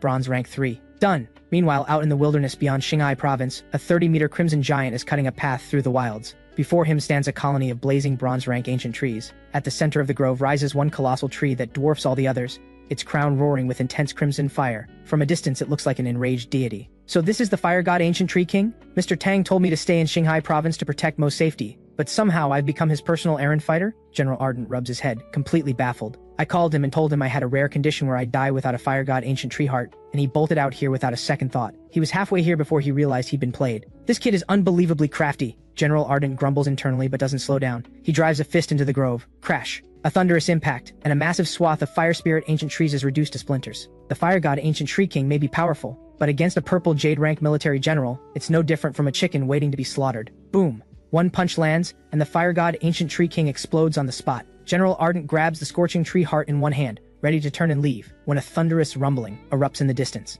deep and rhythmic, like war drums pounding, shaking the very ground beneath his feet. No, that's not war drums, that's a heartbeat. Something unbelievably powerful is nearby, at least golden jade rank. What the? General Ardent curses instantly, spinning around and sprinting full speed toward the military outpost. Boom. A terrifying golden jade rank shockwave sweeps across heaven and earth. Deep within the ruins, something as massive as a mountain range slowly rises into view. No, that's not a city. It's a colossal fungal organism shaped like one. The spores it releases shine like stars, scattering brilliant blue light in every direction, and everything they touch is instantly purified, reduced to the purest form of origin energy, then fully consumed by the massive organism itself. This is a creature that sits at the very top of the beast registry. A superfusion beast, the fusion of an S-rank tyrant beast king and an S-rank devouring flesh mushroom. This beast is known as the city-devouring beast, rated SS rank. The new moon beast tide has begun. The first wave is here. General Ardent feels every hair on his scalp stand on end. This city-devouring beast undoubtedly commands golden jade rank 10 power, and as the vanguard of this new moon beast tide, it commands an army of beasts beyond counting. Fighting through that swarm to cut it down? That's as impossible as reaching the sky. Good grief. One glance from that thing could kill me. General Ardent runs for his life, and barely makes it back to the military outpost. Standing on the city wall, he stares out toward the depths of the ruins. The city-devouring beast's body is so enormous that even at this great distance, every detail is perfectly visible. First wave, middle wave, high tide, all the way until the final annihilation surge crashes down. Beyond the walls are breached, fire sweeps everything flat. By the time all 4 stages pass, no one can say how many will be dead. At that very moment, within Daxia's central domain bordering Imperial capital, the ancient institution that has stood since the founding of Daxia, Daxia University, suddenly rings its bell. The resonant toll rings out, shaking the world beneath an open sky. The new moon beast tide, first wave, now upon us, Daxia University officially announces. The freshman entrance exam will be held 10 days early, with the ruins designated as the trial ground. All participating students are to join the military immediately, fight as enlisted recruits, and earn their place through military merit. The moment this announcement breaks, it sweeps through all 36 domains and 72 provinces of Daxia in an instant, sending shockwaves across the nation. The news spreads to every city at terrifying speed, and every student who has dreamed of entering Daxia University wears nothing but dread on their face. This is Daxia's most prestigious institution, and also its deadliest, and it has just turned a life-or-death battle against the first beast tide wave into a training ground for freshmen. What breathtaking audacity! Imperial capital, the Qin family estate. Daxia University moving the exam up early means the difficulty will far exceed any previous year. Madame Frost reaches out and carefully straightens her son Ren's collar, her voice measured and low. But crisis and opportunity always walk hand in hand. If you distinguish yourself in this battle, your future in the military will be built on the strongest possible foundation. Your 3 uncles all hold key positions in the military right now. They will give you every advantage within their authority. In this exam, you only need to accomplish 2 things. She raises her eyes, and a flash of cold viciousness crosses them. First, take the top spot. Second, find an opportunity to eliminate Mo. Don't worry. With the elders behind me, there is no way I lose this time. Ren lifts his chin, face radiating absolute certainty. Madame Frost nods, but a trace of unease lingers between her brows. She turns, eyes sweeping over the 9 black-clad fighters standing at attention beside her, and says coldly, "You 9, guard the young master with your lives. Is that understood?" "Yes, madam." All 9 bow in unison, voices respectful. "Especially you, Reed." Madame Frost's icy gaze settles on the young man at the front of the group. "Don't forget who gave you your life." Reed Lu drops his gaze, expression hollow and lifeless, and nods without emotion. Without the Qin family, there is no Reed Lu. This life of mine will end before the young masters. He is the only SS rank awakener among the 9, an orphan raised by the Qin family from childhood, and their most loyal blade in the shadows. Go then, Ren. I will be waiting here in Imperial capital for news of your glory. Madame Frost waves him off. Ren turns and leads the 9 out of the Qin estate, boarding the waiting vehicle and heading straight for Imperial capital's teleportation array, guarded by Daxia University's top fighters, the only passage to the front lines. Inside the vehicle, a strikingly beautiful young woman has been waiting. She wears a fitted athletic outfit that does nothing to hide her striking figure. Anyone who knew her would recognize her instantly. This is Vera, who left Xinhai province in humiliating defeat. You've been waiting. Ren gives a cold smirk, murderous intent churning deep in his eyes. The day has finally come. Mo, for the humiliation you brought upon my father, I will make you pay in blood. Vera's expression turns ice cold, and she speaks through gritted teeth. Mo put my father behind bars, drove my family from our home, and if I don't avenge this, I am not worthy of being my father's daughter. Their eyes meet, united by a single purpose, both dead set on taking my life during this Daxia University exam. Meanwhile, back in Xinhai province. Mo, ready? Of course. I step out the door, meet Celeste's eyes and tease her with a grin. With that black iron rank strength of yours, are you even going to survive this exam? Celeste rolls her eyes at me. Of course I will. Besides, who says I'm still black iron rank? Petty man. She flips her high ponytail and strides ahead. Let's move then. The two of us climb into the military's off-road vehicle and race off toward the teleportation array. Meanwhile, at the first central hospital in Imperial Capital, the Wang family three brothers lie in their beds looking utterly hopeless. The Daxia University exam just started, and I've still got 8 ribs that haven't healed. I can barely move. Crusher heaves a sigh, his voice hollow with despair. You think that's bad? Both my leg bones are completely shattered. I can't even walk. Fang Wang and Crusher exchange a glance, both faces twisted with bitterness. Their eyes drift to the figure in the middle bed. Their youngest brother Flair has been unconscious for 3 or 4 days straight after the beating he took from Zane, and he still hasn't woken up. Just like that, the Wang family three brothers have perfectly missed the exam that could have changed their fates. Celeste and I step through the teleportation array and arrive at the front line military outpost shortly after. Candidates from all 36 domains and 72 provinces have their own designated assembly points, and the main gathering point for Daxia University is set right here at the frontline camp in the central Daxia domain. Celeste! The moment we step out of the teleportation array, a voice rings out. A girl barely 1.5 meters tall comes bouncing toward her at full speed. The girl's slender legs are wrapped in white stockings, with a delicate white lace bow embroidered at the very top. Small frame, but with legs that are undeniably soft and full. Mia, why are you here for the Daxia University exam too? Didn't your dad already arrange a spot for you at Monster University? Celeste watches the girl launch herself forward, face full of surprise. No way I'm going to that dump. I want to go to Daxia University with you. Mia pouts and loops her arm through Celeste's, whining without pause. Your dad actually agreed to this? Like I care what he says, he's just an old man, he can't stop me. Mia flips her hair back with a look of proud defiance. The words are barely out of her mouth when she turns and gives me a thorough once-over, eyes lighting up. Oh, Celeste, who's this handsome guy? Wait, is this Mo? What? Mia's eyes shoot wide open, both hands flying up to cover her mouth, face exploding with shock. You're that triple S rank awakener? The one Master Zane personally picked out? The one our Celeste swore she'd only ever marry? No way. My mouth twitches. Everything up to the last part was fine, but that last bit went completely off the rails. I can't help thinking, why are all of Celeste's friends like this? Susu takes everything to an absurd extreme, and Mia's mouth runs even wilder with no guardrails whatsoever. At least Celeste herself is somewhere in the range of normal. While my thoughts are running in all directions, a loud thunk rings out. Celeste jabs 2 fingers hard into Mia's forehead. Ow! Why did you hit me? Mia yelps in pain. Stop talking nonsense. Who told you to run your mouth like that? Celeste's cheeks flushed crimson, caught between fury and embarrassment. Swore I'd only marry him? What rubbish. Students over there, come join the group. While the two are bickering, a teacher not far away in a Daxia University uniform waves at them with a cheerful smile. They look over.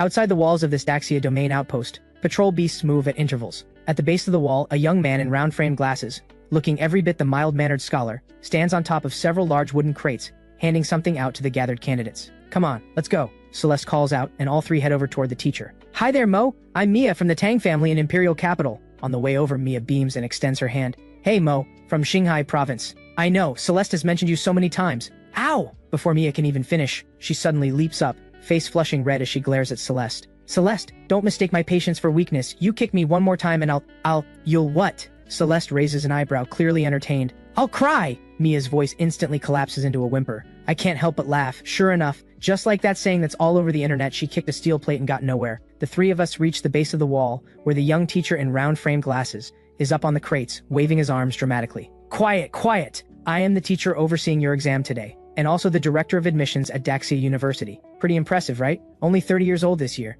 and already the admissions director. He pats his chest, face beaming with pride, practically begging for someone to compliment him. The candidates below burst into laughter. All right, back to business. He waves his hand. You've each been given 2 things, a merit recorder and a life-saving pill. Got 'em? Good. This life-saving pill can save your life out in the ruins. Swallow it now. If you don't, you might not make it, and don't say I didn't warn you. The words are barely out of his mouth, when a large number of candidates scramble to pick up the bright red pill and swallow it without a second thought. I alone look down and study the pill in my hand. Through Teoti's passive ability, my eyes can peer straight through to the core composition of anything, and to my eyes, this so-called life-saving pill is nothing but a ball of dirt, with dung beetle droppings mixed in for good measure. But when I look up, more than half the candidates around me have already swallowed it without hesitation. Good, everyone ate it? Wonderful, wonderful. The teacher's face breaks into a satisfied smile. But an instant later that bumbling persona vanishes completely, replaced by a bone-cutting chill that sweeps the entire area. Every candidate shudders involuntarily. A cold, sinister smile spreads across his face as he speaks in a low, chilling tone. So then, candidates who swallowed the life-saving pill,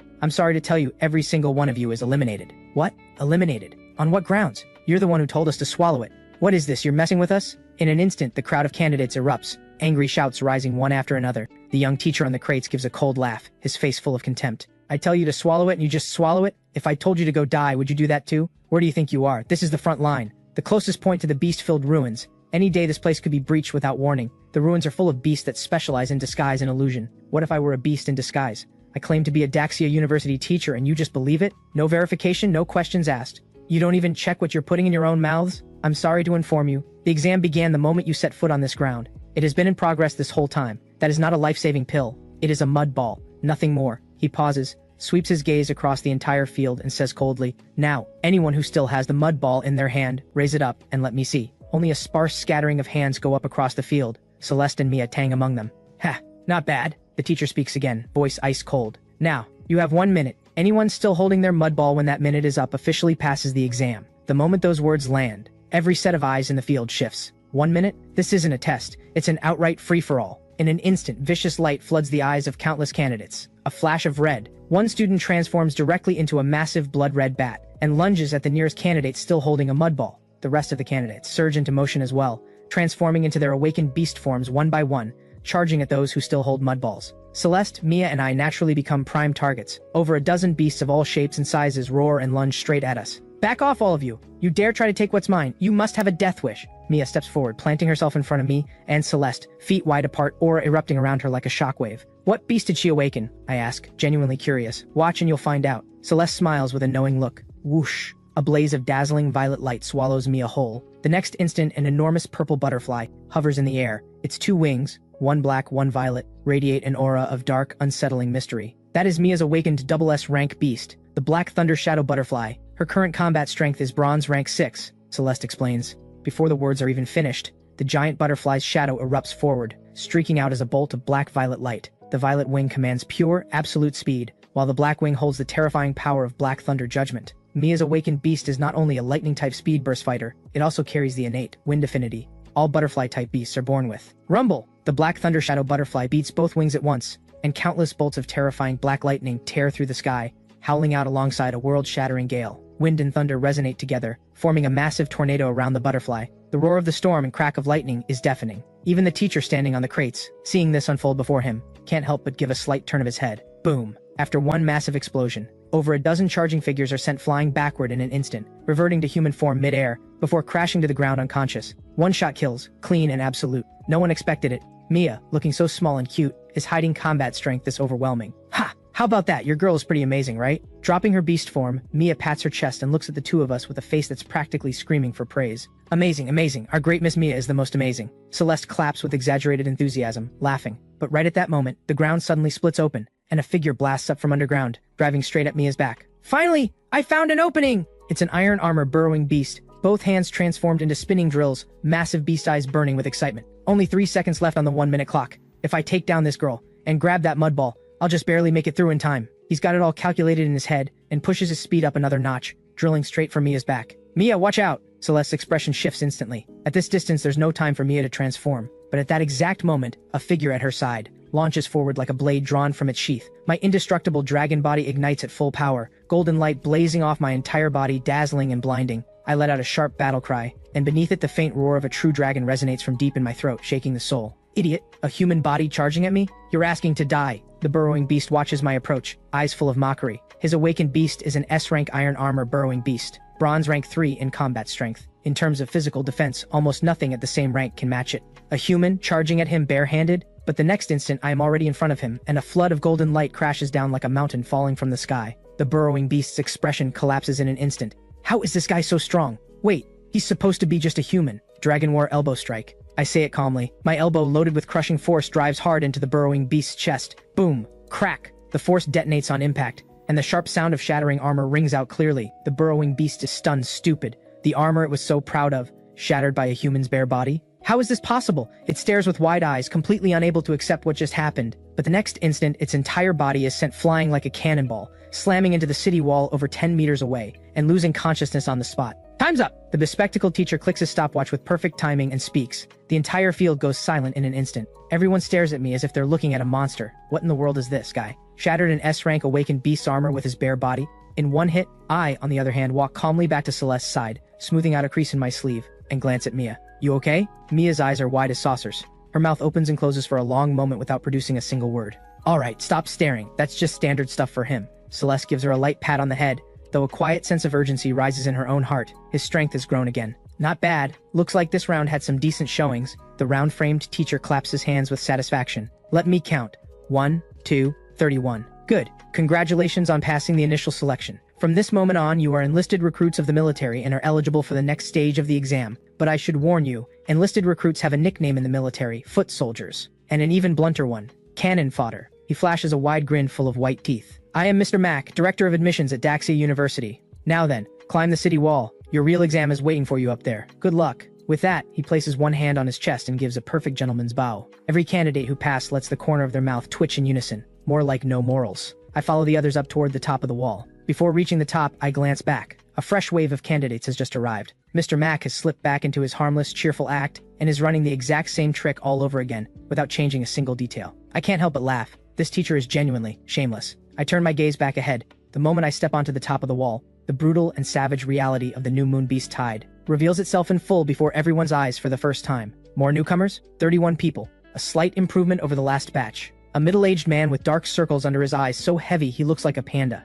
ambles toward them with a look of complete lethargy. Congratulations on passing the initial selection. You are now honorable enlisted recruits. So sleepy. Really want to go back to sleep. He lets out a massive yawn, looking like he could pass out at any given second, still muttering under his breath. My name is Yi Buxing, Mr. Doze, and I'm a teacher at Daxia University. If you manage to pass this exam, maybe we'll cross paths again someday. Alright, no more small talk. I'm dying of exhaustion over here. Why did they have to make me a proctor for this exam? I really just want to sleep. Is there a bed anywhere around here? Watching his face full of grievances and his endless muttering, I feel a strange wave of familiarity. This is exactly what I looked like in my past life. A corporate drone dragged into overtime by the boss against his will. Absolutely identical. The resentment radiating off him is heavier than a ghost's grudge. Good thing I don't have to be a corporate drone this time around. Mr. Doze, I mourn for you for exactly 0.1 seconds. I let the corner of my mouth rise, feeling pretty good. Mr. Doze clearly doesn't notice my amusement. He yawns and speaks in a flat tone. See those merit recorders in your hands? Hold on to them. This is not a drill, this is a real war. Every beast you kill, the recorder logs your merit automatically. That merit isn't just your score for this exam.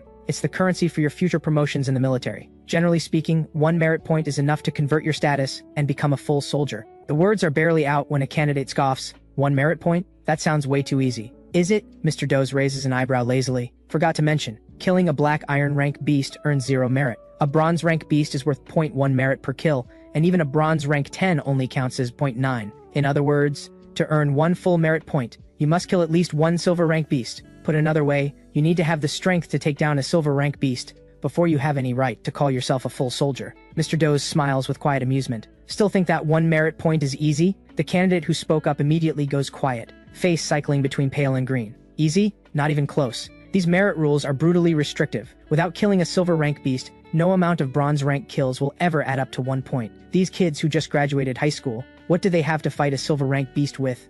Military merit. It can be the hardest thing in the world, or the simplest. Mr. Doze scratches his head, looking genuinely puzzled. How much military merit do I have again? Too much, I forgot. Let me check. He casually taps open his merit recorder, and a string of numbers flashes into view before the crowd. Every pair of eyes snaps wide. A collective gasp tears through the air. 38,765.7. That number puts him squarely at the level of a military general. Oh right, I remember now, I bumped a general off the list just last month. Memory is a wonderful thing, too bad I don't have any. He ruffles his bird's nest hair, looking even more like he just rolled out of bed. Every eye stares at him, stunned, reverent, disbelieving. This man is an actual military general? A genuine card-carrying military general. And he showed up here to proctor their exam?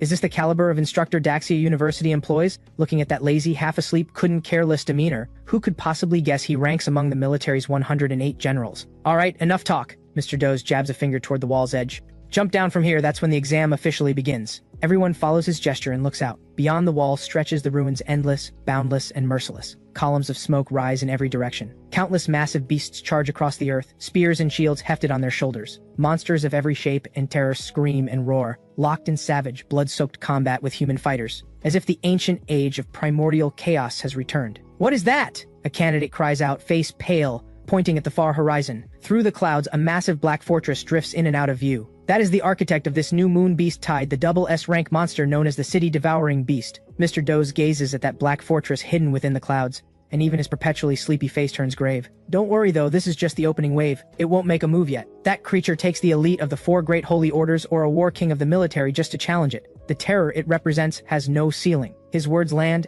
and the candidates exchange a look. One by one, the light of awakening blazes across their bodies. They transform and leap from the wall, plunging into the battlefield of the ruins below. Just as it's my turn to jump, a roar erupts from somewhere behind. "General Doze, stop that kid!" Thundering down the wall from not far away comes a massive crimson ape dust exploding in its wake, the sturdy stone ramparts trembling beneath its charge. Mr. Doze blinks, then lazily reaches out and grabs me by the collar just before I jump. He raises an eyebrow. "What's your story, kid? How'd you manage to get General Ardent this worked up?" "Made it just in time, nearly ran myself into the ground." General Ardent launches into the air, shifting in mid-flight into a middle-aged man clad in crimson armor, and drops heavily to the ground right in front of me. "You little schemer, you conned me into risking my life for a fire god ancient tree heart, and nearly got me killed out there in the ruins." He stomps over and shoves a vial into my hand, its contents swirl like molten crimson rock. "Here, Mr. Tang's custom flowing flame scorching heart serum delivered as promised. You are an absolute handful, you know that?" "Many thanks, General Ardent, and thank Mr. Tang for me." My eyes light up, barely containing my excitement. "Don't thank me. I still can't believe you pulled that off. I'll die without a fire god ancient tree heart.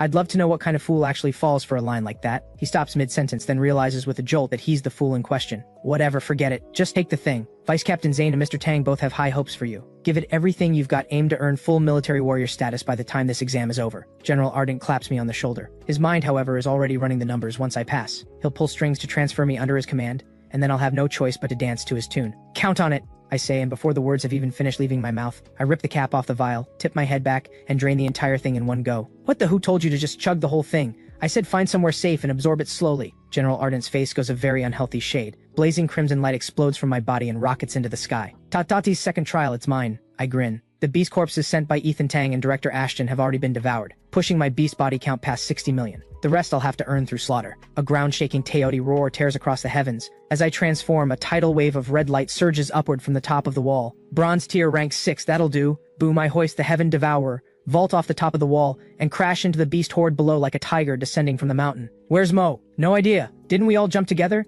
How is he already gone?" Celeste and Mia hit the ground and stare at each other, both completely lost. They jumped at the same time, but the moment they landed, I had already vanished. Then a beast's roar tears through the air. A hulking lizard-like creature screams and lunges at the two of them from nearby, its scarlet tongue whipping through the air, eyes blazing with hunger. "Watch out!" Celeste's expression shifts. Ice power surges around her as she readies her strike, but then crash. A massive black axe blade splits the sky from above. A jet-black figure, half man, half bull, drops from the sky with a giant axe on his shoulder, and cleaves the lizard creature clean in two with a single blow. Tch! A bronze tier rank 1 piece of trash, not even worth the effort. He spits on the ground, crimson bull eyes full of contempt. He drops his beast form, reverting to human shape. A built, blonde-haired young man in a yellow jacket worn open at the chest, 8-pack abs on full display. "You ladies alright?" He flashes a wide, white-toothed grin. "Name's Hank. My awakened beast is an S-rank sky blue bull python bronze tier rank 5. Any chance you two beauties want to team up?" He's already grinning on the inside. These two are stunning, especially the tall one with the long hair. Perfect face, perfect figure, and the petite one beside her is absolutely adorable. "Not interested." Celeste's voice is ice cold, dripping with indifference. "Team up? With a bronze tier rank 5? Seriously? Ladies, this is the ruins. Going solo is too dangerous. If we team up, we can watch each other's backs, and have someone there when things go sideways." Hank refuses to give up, pressing his case. But then a wave of stunned shouts erupts from not far away, followed by the sound of countless sharp, disbelieving gasps. "Holy, this guy is insane! Who is he? He's slaughtering them like they're nothing! That spear of his, if it even grazed me, I'd be done for on the spot. This guy has to be the strongest one in this whole exam. If I teamed up with him, we'd wreck this entire battlefield. Right, you'd do the screaming and he'd do the killing? Boom." The ground shakes without pause. Trees topple in entire rows. Monster after monster gets blasted off its feet, erupting into red mist before it even hits the ground. A blood-drenched beast silhouette strides forward through the carnage. My blood-red spear moves at a speed the naked eye can barely track. Every monster my spear tip grazes dies in a single exchange, no exceptions. I move like an unstoppable bulldozer. Whatever stands in my path is flattened. An entire section of the battlefield swept clean by me alone. This is terrifying. Has to be a top-tier genius from one of the Imperial Capital's great clans. Hank stares at that blood-red figure advancing step by step, his expression shaken to the core. Too strong, the pressure radiating off him alone is enough to crush the breath right out of me. Double S rank? No, this has to be triple S level. Hank tenses every muscle, watching that figure with full alert. I know who that is. Someone suddenly shouts. That's Momo from Xinhai Province, the triple S rank genius awakener. That single cry pulls every eye on the battlefield. What? A triple S rank genius? No way. No wonder he's this strong. That's right, I remember now. That blood-red figure, it's him. Mo from Xinhai Province. Of course, the man personally chosen by Zane himself, wielder of the SSS rank 9 Heaven Silver Dragon. Incredible, he's a walking, killing machine on a battlefield. We're all supposed to be geniuses from across the country, but compared to him, we might as well be trash. The crowd buzzes with awe, but I act as if none of it reaches me. The Heaven Devourer never stops swinging. The Teoti mark on my chest yawns open wide. Every shattered beast corpse, every scrap of blood and flesh, converts into pure origin energy, and is devoured whole by Teoti. 500 down, 3,500 to go won't take long. My voice is cold, and the killing intent rolling off me only grows thicker. The surrounding monsters seem to sense it, that lethal, bone-deep dread, and one by one they begin to cry out in distress, scattering and fleeing in every direction. First one beast breaks rank, then entire hordes spin around and run. It takes only a few heartbeats. Monsters are living creatures too. They feel fear, they feel pain, and yet you call yourselves super beasts. I let out a cold laugh, shake the blood off the Heaven Devourer, and walk towards Celeste and the others with the spear over my shoulder. Hey man, Hank starts to speak, but I walk right past him without so much as a glance. Why are you standing around? Let's go. I look toward Celeste and Mia, my tone casual. We've been waiting for you, obviously. Celeste brushes a strand of hair from her forehead, smiling. Mo, you're absolutely terrifying, you know that? Mia wears an expression of overdramatic worship, her eyes practically sparkling. She turns to glance at Hank, who's standing there in a daze. Hey, handsome over there, you still want to join our team? You want to team up with them, play bodyguard? I catch this and step forward, eyeing Hank with amusement. No, just kidding. Ha ha ha, totally just kidding. Hank waves his hands frantically, cold sweat instantly beating on his forehead. Standing face to face with me, that's when you really feel the weight of that presence. With that kind of power, Hank doesn't doubt for a second that a single strike of my spear could reduce him to nothing. I let it go with a small smile and shift the subject. Do you know of any monster gathering spots nearby? Hank hesitates, then nods quickly. Yeah, I know one. There's a silver rank alpha beast in that area. All the sub-beasts roaming nearby split off from it. He pauses, then adds with some hesitation. The thing is, someone's already locked onto it. Whoever they are, they're strong, they've driven every other candidate out of the area. Interesting. Who? I raise an eyebrow, curiosity piqued. Ren from the Imperial Capital's Qin clan. Hank answers immediately. Meanwhile, roughly 6 miles from where I stand, deep inside a dense forest. So this is the silver rank alpha beast? Decent enough. The few of us together can take it down. Ren holds a rolled map in one hand, 3 locations marked clearly on its surface. His 3 uncles serving in the military passed him this intelligence in secret, the exact locations of 3 silver rank alpha beasts. If he can take down all 3, the military merit he earns will put him above every other candidate, not only locking in the top rank of the exam, but earning him full status as an official military warrior on the spot. The Vanguard commander leading this new Moonbeast Tide is a gold-tier rank 3 monster. The military fighter assigned to eliminate it happens to be Rex's brother-in-law and Madame Frost's own brother, a genuine military general. The backdoor favoritism couldn't be more blatant. Young master, there was an intense blood-red energy surge near the wall just now. I believe Mo has entered the ruins. Vera stands to the side and delivers her report with practiced composure. Ha! Mo, so you've finally shown up. A surge of murderous intent flashes through Ren's eyes as he lets out a cold laugh. Once I deal with this alpha beast, you're my next target. Monsters within the ruins follow a clear hierarchy. In simple terms, there are 4 main categories: alpha beasts, combat beasts, sub-beasts, and fusion beasts. Sub-beasts are the lesser monsters that split off from an alpha beast, generally weak in combat power. Most, ranging from black iron to silver, rank the common foot soldiers of the Monster Legion. Alpha beasts are a different story, silver rank at minimum, with no upper limit. Endlessly generating sub-beasts, serving as living, walking troop production factories. Fusion beasts are the most terrifying of all, formed from 2 or more powerful monsters merging together, combining the abilities and traits of every beast involved. Virtually unbeatable within their tier. The city-devouring beast looming in the clouds above is exactly that, a sovereign and supreme commander among monsters. Beyond these categories, there are also vast numbers of individual combat beasts, monsters built for solo combat, lethal in one-on-one fights, the shock troopers of any monster army. You lot move in and lure all the surrounding sub-beasts away from the target. Clear them out. I'll handle the alpha beast personally. Ren's voice is low and commanding as he addresses his 9 bodyguards. All 9 answer in unison. In a flash, 9 figures burst forward,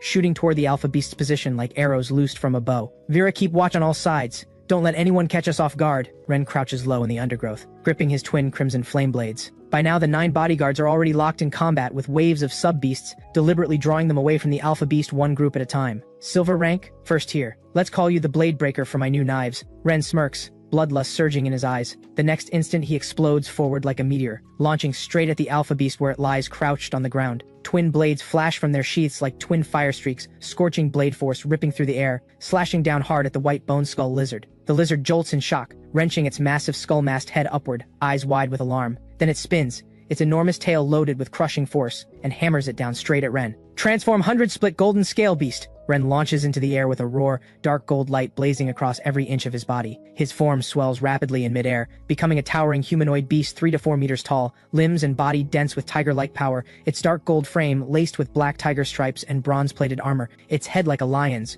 crowned with 2 dark gold dragon horns, and its neck wrapped in layer upon layer of gleaming dragon scales. This beast carries the traits of lion, tiger, and dragon all at once. If I had been close enough to see it clearly, I would have recognized it as nearly identical to the ancient mythological fiend Xiongqi from my past life, though the bloodline is far from pure. Even so, Ren's combat power is genuinely fearsome. The 100-split golden scale beast is a true all-rounder. Its close-range fighting ability ranks at the very top among beasts of the same tier. Ren drops from above, twin crimson blades spinning, crashing down toward the lizard's skull. Die! Boom, the twin blades land, and the earth cracks apart beneath the sheer force of the impact. Already at bronze tier rank 10 in raw combat power, and having taken an origin energy serum in advance, Ren's body and combat power have both pushed through to silver rank equivalency. Add to that the twin crimson flame blades in his hands, and a standard silver rank first tier monster simply is not his match, unless it's a silver rank beast carrying an S rank talent. Deep fear flickers across the white bone skull lizard's eyes. This human who appeared out of nowhere is far too powerful. It throws its head back and unleashes a deafening roar at the sky, trying to call its sub-beast back to its defense. But every last sub-beast is already pinned down by Ren's 9 bodyguards. None of them can break free. Got it. A flash of triumph crosses Ren's eyes, but at that very moment, a bolt of blood-red light rips through the forest, launching in from an impossible distance, like a crimson thunderbolt aimed straight at Ren. Watch out! Vera's face drains of color. The warning tears from her throat. What? Who dares attack me? Do they have a death wish? Ren's expression twists with fury, but there's no time. He has no choice but to throw both blades up and smash them hard against the incoming crimson strike. Boom, the collision is savage. Ren is blasted backward through the air, skidding back over 10 meters before he manages to hold his ground. The blood-red projectile is deflected, and it's a spear, a blood-red one, blood-colored flames roaring along its shaft. Crack, a large hand seizes the spear shaft midair. Boom, I plant one foot on the ground and launch skyward, carrying the force of rolling thunder and drive the spear straight down at Ren's head. What you? The moment Ren makes out my face, his eyes go wide and the color drains from him entirely. Mo, I haven't even come for you yet, and you have the nerve to walk straight into my hands? I'll kill you! Ren screams in rage, twin blades spinning into a storm of slashing arcs,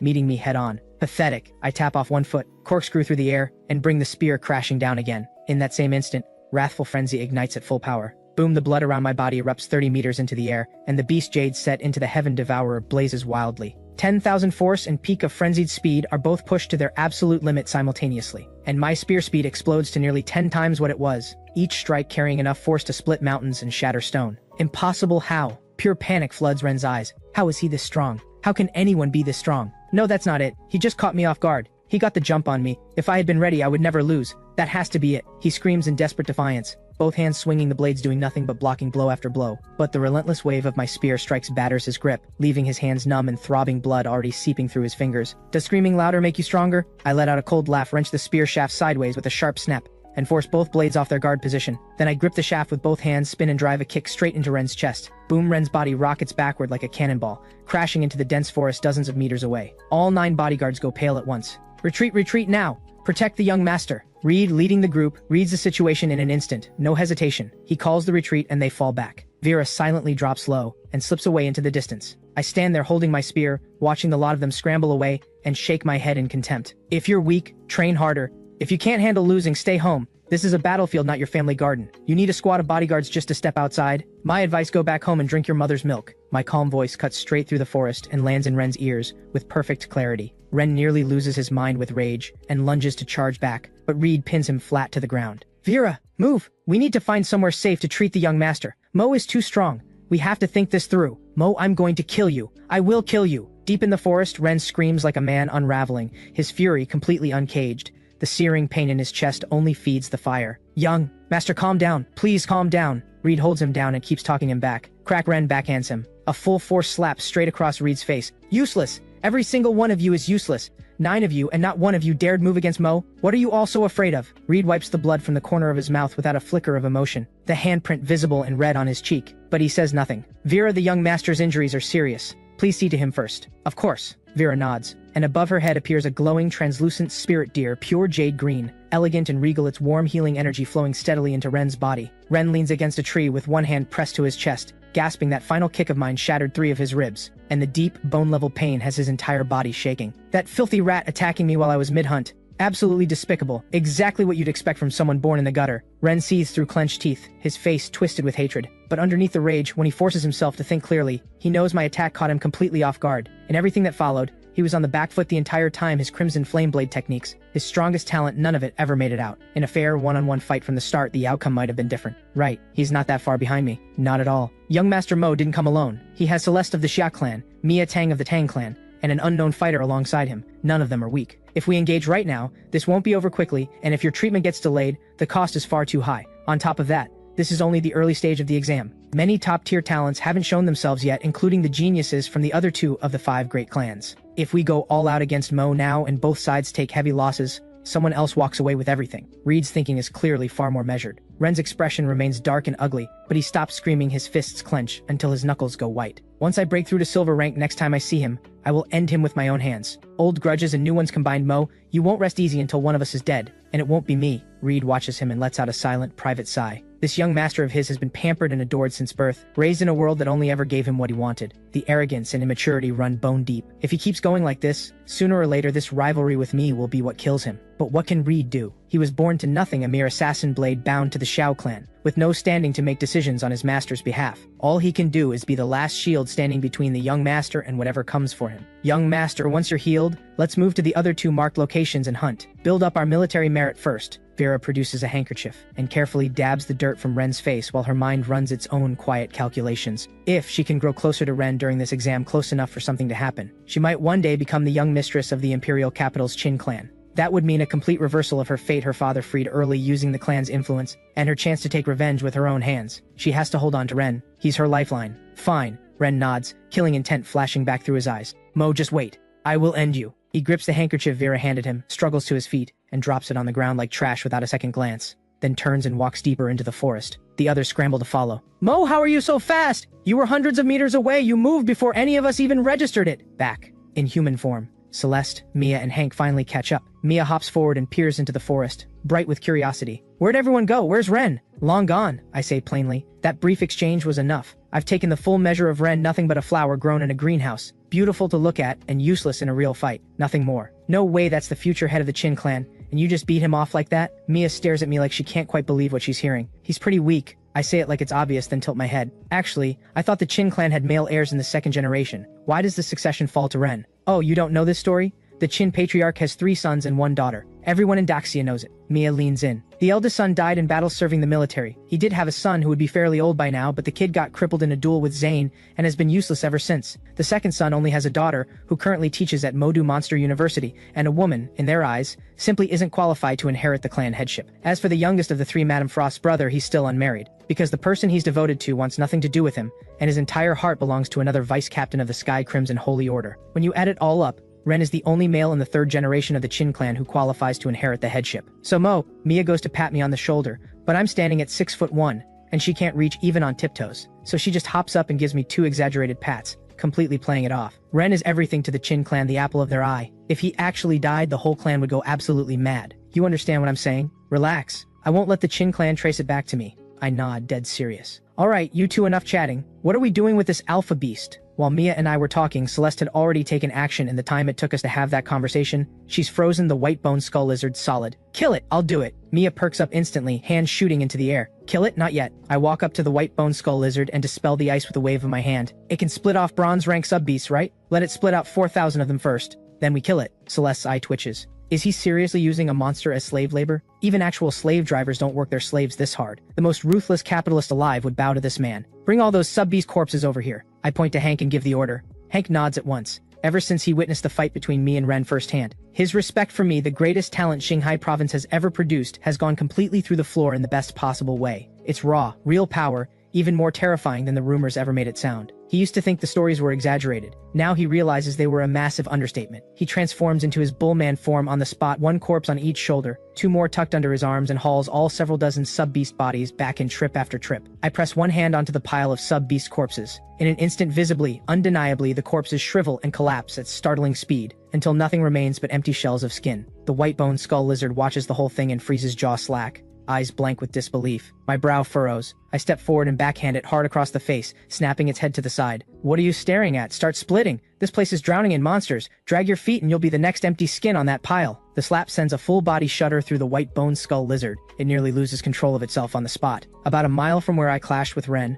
a small hill rises from the earth built from drifted yellow sand. On its peak, two figures stand side by side, a man and a woman gazing out toward the battle that just ended. What do you make of what just happened out there? The woman who speaks has long hair swept up high, a ponytail draped over one shoulder, and a teasing smile on her fair face, a natural, irresistible allure woven into every feature. Her figure is immaculate curves in all the right places. Long, straight legs, proportions that edge close to perfection. A rare beauty whose looks and presence rival even Celeste's. She glances sideways at the man beside her and laughs softly. You're supposed to be a powerhouse yourself, and the best you could say was passable. And Ren, the great young master of the Qin clan you called not worth mentioning. Ryan, the arrogance runs all the way to your bones, doesn't it? Ryan doesn't change expression. He simply says flat and final, the Xiao clan is finished. If Ren is the best they've got in the third generation, they're a disappointment beyond words. He folds his arms and shakes his head with open contempt. You know, that line was right on the mark. If you're weak, train harder. If you can't take a loss, stay out. With ability like his, he'd be better off going back and starting over from the womb. If he ever faced me, he wouldn't even qualify to make a move. Clearly, the Qin clan's golden sun is not even worth a second thought in Ryan's world. They say among the 5 great clans of the imperial capital, the Zhao clan holds 8 parts of 10 when it comes to arrogance. In my opinion, you alone accounts for all 8 parts.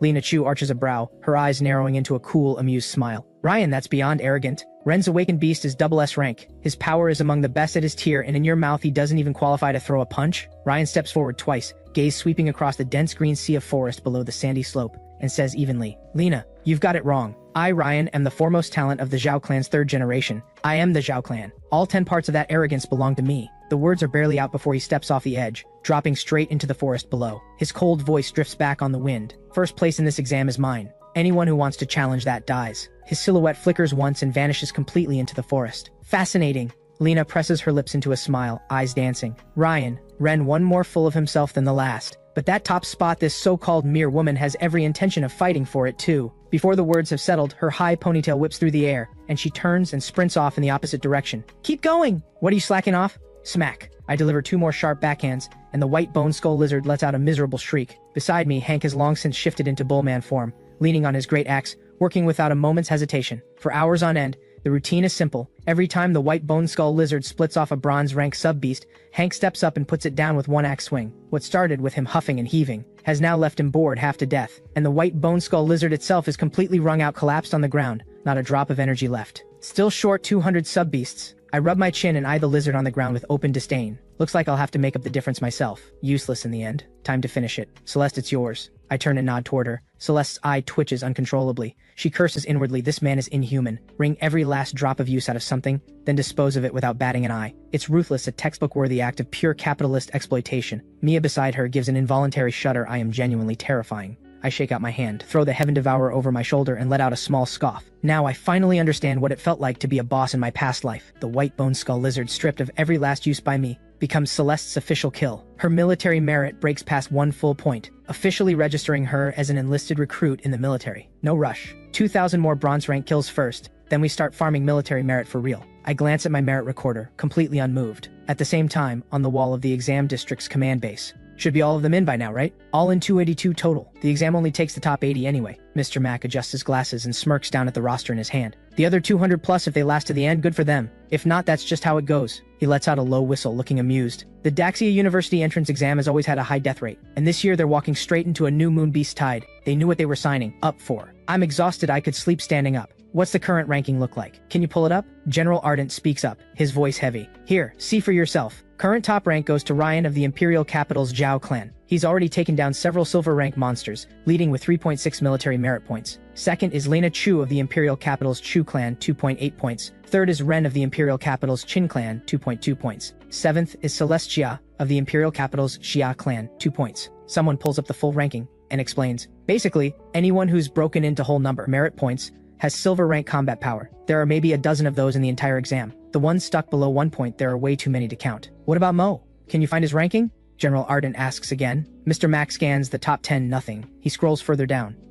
Here, 19th place, 0.99 military merit points. What? How many bronze rank monsters has this kid killed? Mr. Mack stares at the screen, genuinely baffled. Everyone knows how military merit is calculated. Without a silver rank kill, it accumulates only in decimals. A single bronze rank kill gives 0.09 points. 2 kills give 0.099, 3 give 0.0999, and so on. My tally is 0.9 followed by a string of 9s. But however you spin it, I haven't taken down a single silver rank monster. This kid is going absolutely feral on bronze rank kills. With his power level, taking down a silver rank beast shouldn't be a problem at all. What on earth is he doing in there? Mr. Mack frowns, completely at a loss. General Arden's expression isn't much better. With your power, there's no way you should be sitting this far down the list. What are you actually doing in there? Are you seriously just playing around? Don't you dare stumble in a place like this. His gaze falls on Ryan's name at the top of the list. He thinks to himself, your opponent this time is the Zhao clan, the one they call the second coming of Zane. And at this exact moment, the person everyone's talking about me is indeed having a great time, completely and utterly lost in it. Boom. In a mountain valley, nearly 50 students are huddled together in a tight cluster. They've been targeted by a powerful monster. Countless monsters pour into the valley from every direction, driving the 50 students into a desperate corner. Everyone is pushing to their absolute limit, and still barely managing to hold on. How is this possible? These monsters just keep coming, there's no end to them. If this goes on much longer, we're all going to drop dead from exhaustion. A student in black bear form swings iron fists and roars out loud. They cannot figure it out. Why are there so many monsters, this endlessly? No matter how many they kill, more keep coming. Help someone help, I don't want to die. Screams ring out one after another. Several students have already been swallowed whole by the surging beast tide, torn apart alive by gnashing teeth and clawing limbs, bodies ripped to pieces. Hugo the black iron battle bear watches helplessly as his closest friend of 7 years is torn limb from limb and swallowed alive before his eyes. His eyes split wide, the whites gone red on the verge of bleeding. His iron club swings with furious power, but all it does is barely keep him alive. How? Why? None of this makes any sense. Once back home, each of them was a genius among thousands, admired by classmates, praised by teachers, carrying the weight of their family's deepest hopes, the pride of wherever they came from. But the moment they stepped into this Daxia University exam, they slammed into a wall. They are ordinary, utterly, completely ordinary. Geniuses at their level are everywhere. People better than them are even more common. Daxia is never short on talent, but a talent that hasn't truly grown is worth absolutely nothing. Now that's a number worth working with. I stand at the peak of the high ground, eyes fixed on the creature blocking the valley entrance, a thing that looks like a massive black slime. That's a silver rank black mud beast. Its defining feature is an extraordinary ability to split. If it's this one, then yes, it can definitely give you the 2000 bronze rank kills you need. Celeste stands at my side and explains quietly. Then it's the one. My smile turns cold. Something lethal flashes in my eyes. I'm going to cut a path through that entire valley and drive the Heaven Devourer straight down its throat at the end. Celeste winces internally, her cheeks going just slightly warm. What about the rest of you? Wait up here or come down with me? I turn to the group. We'll wait up here, thanks. Celeste shakes her head. I nod slowly, step to the valley's edge, and break into a grin. I murmur, Teody, you're buzzing with excitement, aren't you? I'm coming to finish your second trial. The words leave my mouth and I drop. A clean leap from the peak of that towering summit, crashing down like a meteor into the tidal mass of monsters filling the valley below. Boom, red light erupts in a tidal wave, staining nearly the entire sky blood red. I can't hold on, Jay, I'm coming to join you! The grinding battle has worn down more and more students until they're collapsing where they stand. Hugo the black iron battle bear has held on longer than almost anyone, but even he has hit his wall. His iron club is knocked from his grip, and the mud-like monsters pile on, one after another, threatening to bury him completely. He knows it. Today is where his story ends. Jay and I fought through everything to get this far. I thought we'd have a bigger world waiting for us, a grander journey ahead. I never thought it would end here. Splat, a mud beast slaps straight over Hugo's head and face. His world goes pitch black. He can't see a thing. The massive black mud beast blocking the valley entrance lets out a gleeful, grotesque sound. It has had its eye on this group of candidates for a long time now. 50 gifted young human fighters. What a feast they will make. Its moment has finally come. It can barely contain itself. The massive black mud beast shudders with excitement, and the rate at which it splits off sub-bodies surges even higher. And then boom, blinding red light crashes down from above, and a blood-red figure descends with a presence that has no equal. You can split? Could split more. At this rate, you might not give me enough to work with. I throw my head back and roar. And Teody's ferocious aura surges outward in all directions like a tsunami. That aura, savage beyond measure, sends a chill through even the massive black mud beast, which lets out an instinctive shriek of pure terror. Boom, the Heaven Devourer spins in my hands at blinding speed, and streaks of crimson spear light slash out in every direction. 1, 2, 3, mud beast after mud beast disintegrates under the spear's light in an instant. Kill! I roar. Drive the great spear down with full force, and dozens of mud beasts shatter apart at once, wiped from existence entirely. What in the how? 50 of us couldn't hold this back and he's just rolling over all of it alone? Hugo tears himself free from the mud just in time to see it, and his jaw drops completely. 50 of them, trapped in this valley for nearly a full day, on the edge of death. And now this surging tide of monsters is being pushed back by one person alone. What kind of monster is this guy? Ha! Genius? What are we calling ourselves geniuses for? This right here, this is what a real genius looks like. Hugo laughs bitterly at himself. We're the 100,000 heavenly soldiers sent to catch the Monkey King, and honestly, we might not even qualify to hold their horses. He shakes his head slowly. Whatever trace of pride remained in him dissolves completely in this moment. Some ability, but nothing special. On a nearby hilltop across the valley, a lone figure watches me tear through the valley below and lets out a cold, dismissive smile. It's Ryan. That beast is silver rank 2nd tier, worth 2 full military merit points. It's mine. A cold gleam flashes through Ryan's eyes. Just as he's about to leap down and enter the fight, boom, a massive black-shaped rocket skyward from the distance, blotting out the sky above him in an instant. His foot pulls back. The Qin clan's precious boy Ren? Ryan smirks and folds his arms, staying exactly where he is, perfectly at ease on his hill. Let them tear each other apart first. I'll enjoy the show. You're not getting away this time! A roar that shakes the sky tears in from above. Ren, transformed into the 100-split golden scale beast, drives down from the sky with both blades raised. He ignores every single monster around him, every ounce of focus locked onto me. Twin blades loaded with overwhelming force slash straight toward me, and from the opposite side 9 beasts of varied forms close in at the same moment. At the front is a powerful stallion, 4 hooves blazing with icy blue fire. Its entire body is deep blue, covered in crystal-like armor, its frame massive and imposing, and its head the fierce regal head of a dragon. This is no ordinary horse-type monster. It is a dragon steed Reed's transformed form, the double S-rank Azure Dragon Steed. He leads the other 8 S-rank beasts, flanking Ren on both sides, a pincer closing in on me from every angle. Not good. Up on the hill, Celeste and Mia go pale in the same instant. Ren, he was lying in wait the whole time, just waiting to spring this trap on you. Ice surges through Celeste's eyes. She and Mia are already moving to come down, when a streak of white flame slices through the air and cuts off their path. There, standing on the air itself, is a snow-white 7-tailed fox, 7 full fluffy tails swaying gently, trailing sparks of soft pink light. Worried about your little sweetheart being in trouble? Never thought the ice-cold Celestia would have a soft spot. The 7-tailed vixen speaks with a cool, teasing smile, her voice so deeply alluring that Hank's knees buckle on the spot. This is Lena's transformed form, the 7-tailed vixen. You, Lena? Celeste's gaze drops to absolute zero. Lena of the Chu clan's awakened beast is a double S-rank 7-tailed vixen, and the beast carries enormous potential for advancement. In time, it may even break through to triple S-rank as a 9-tailed celestial fox. Sorry, as long as I'm here, neither Celeste nor Mia is going anywhere. Lena laughs, her eyes shimmering with playful menace. Besides, someone else has claimed the right to hunt those 2 prey, haven't they? Her fox eyes shimmer, hypnotic and soul-stealing. Back off! Mia shouts, pure fury. She's never been able to stand women like Lena Chu. Taller than her, better figure than her, and on top of that, more effortlessly feminine than her. There is no way she's swallowing this. You want me to move? Then come and beat me. The moment Lena's words land, a deep blue ice phoenix materializes behind Celeste, and a black and violet butterfly spirit shimmers into view beside Mia. Move, or I'll freeze you into a sculpture and leave you here permanently. Celeste's voice is frost-made sound. Before the last word lands, both figures launch at the same instant straight at Lena. Meanwhile, in the valley below, I face an endless beast tide ahead of me, with Ren and Reed's beast formation closing in from both flanks, surrounded front and sides. This is the moment I decide no more holding back. Time to switch things up.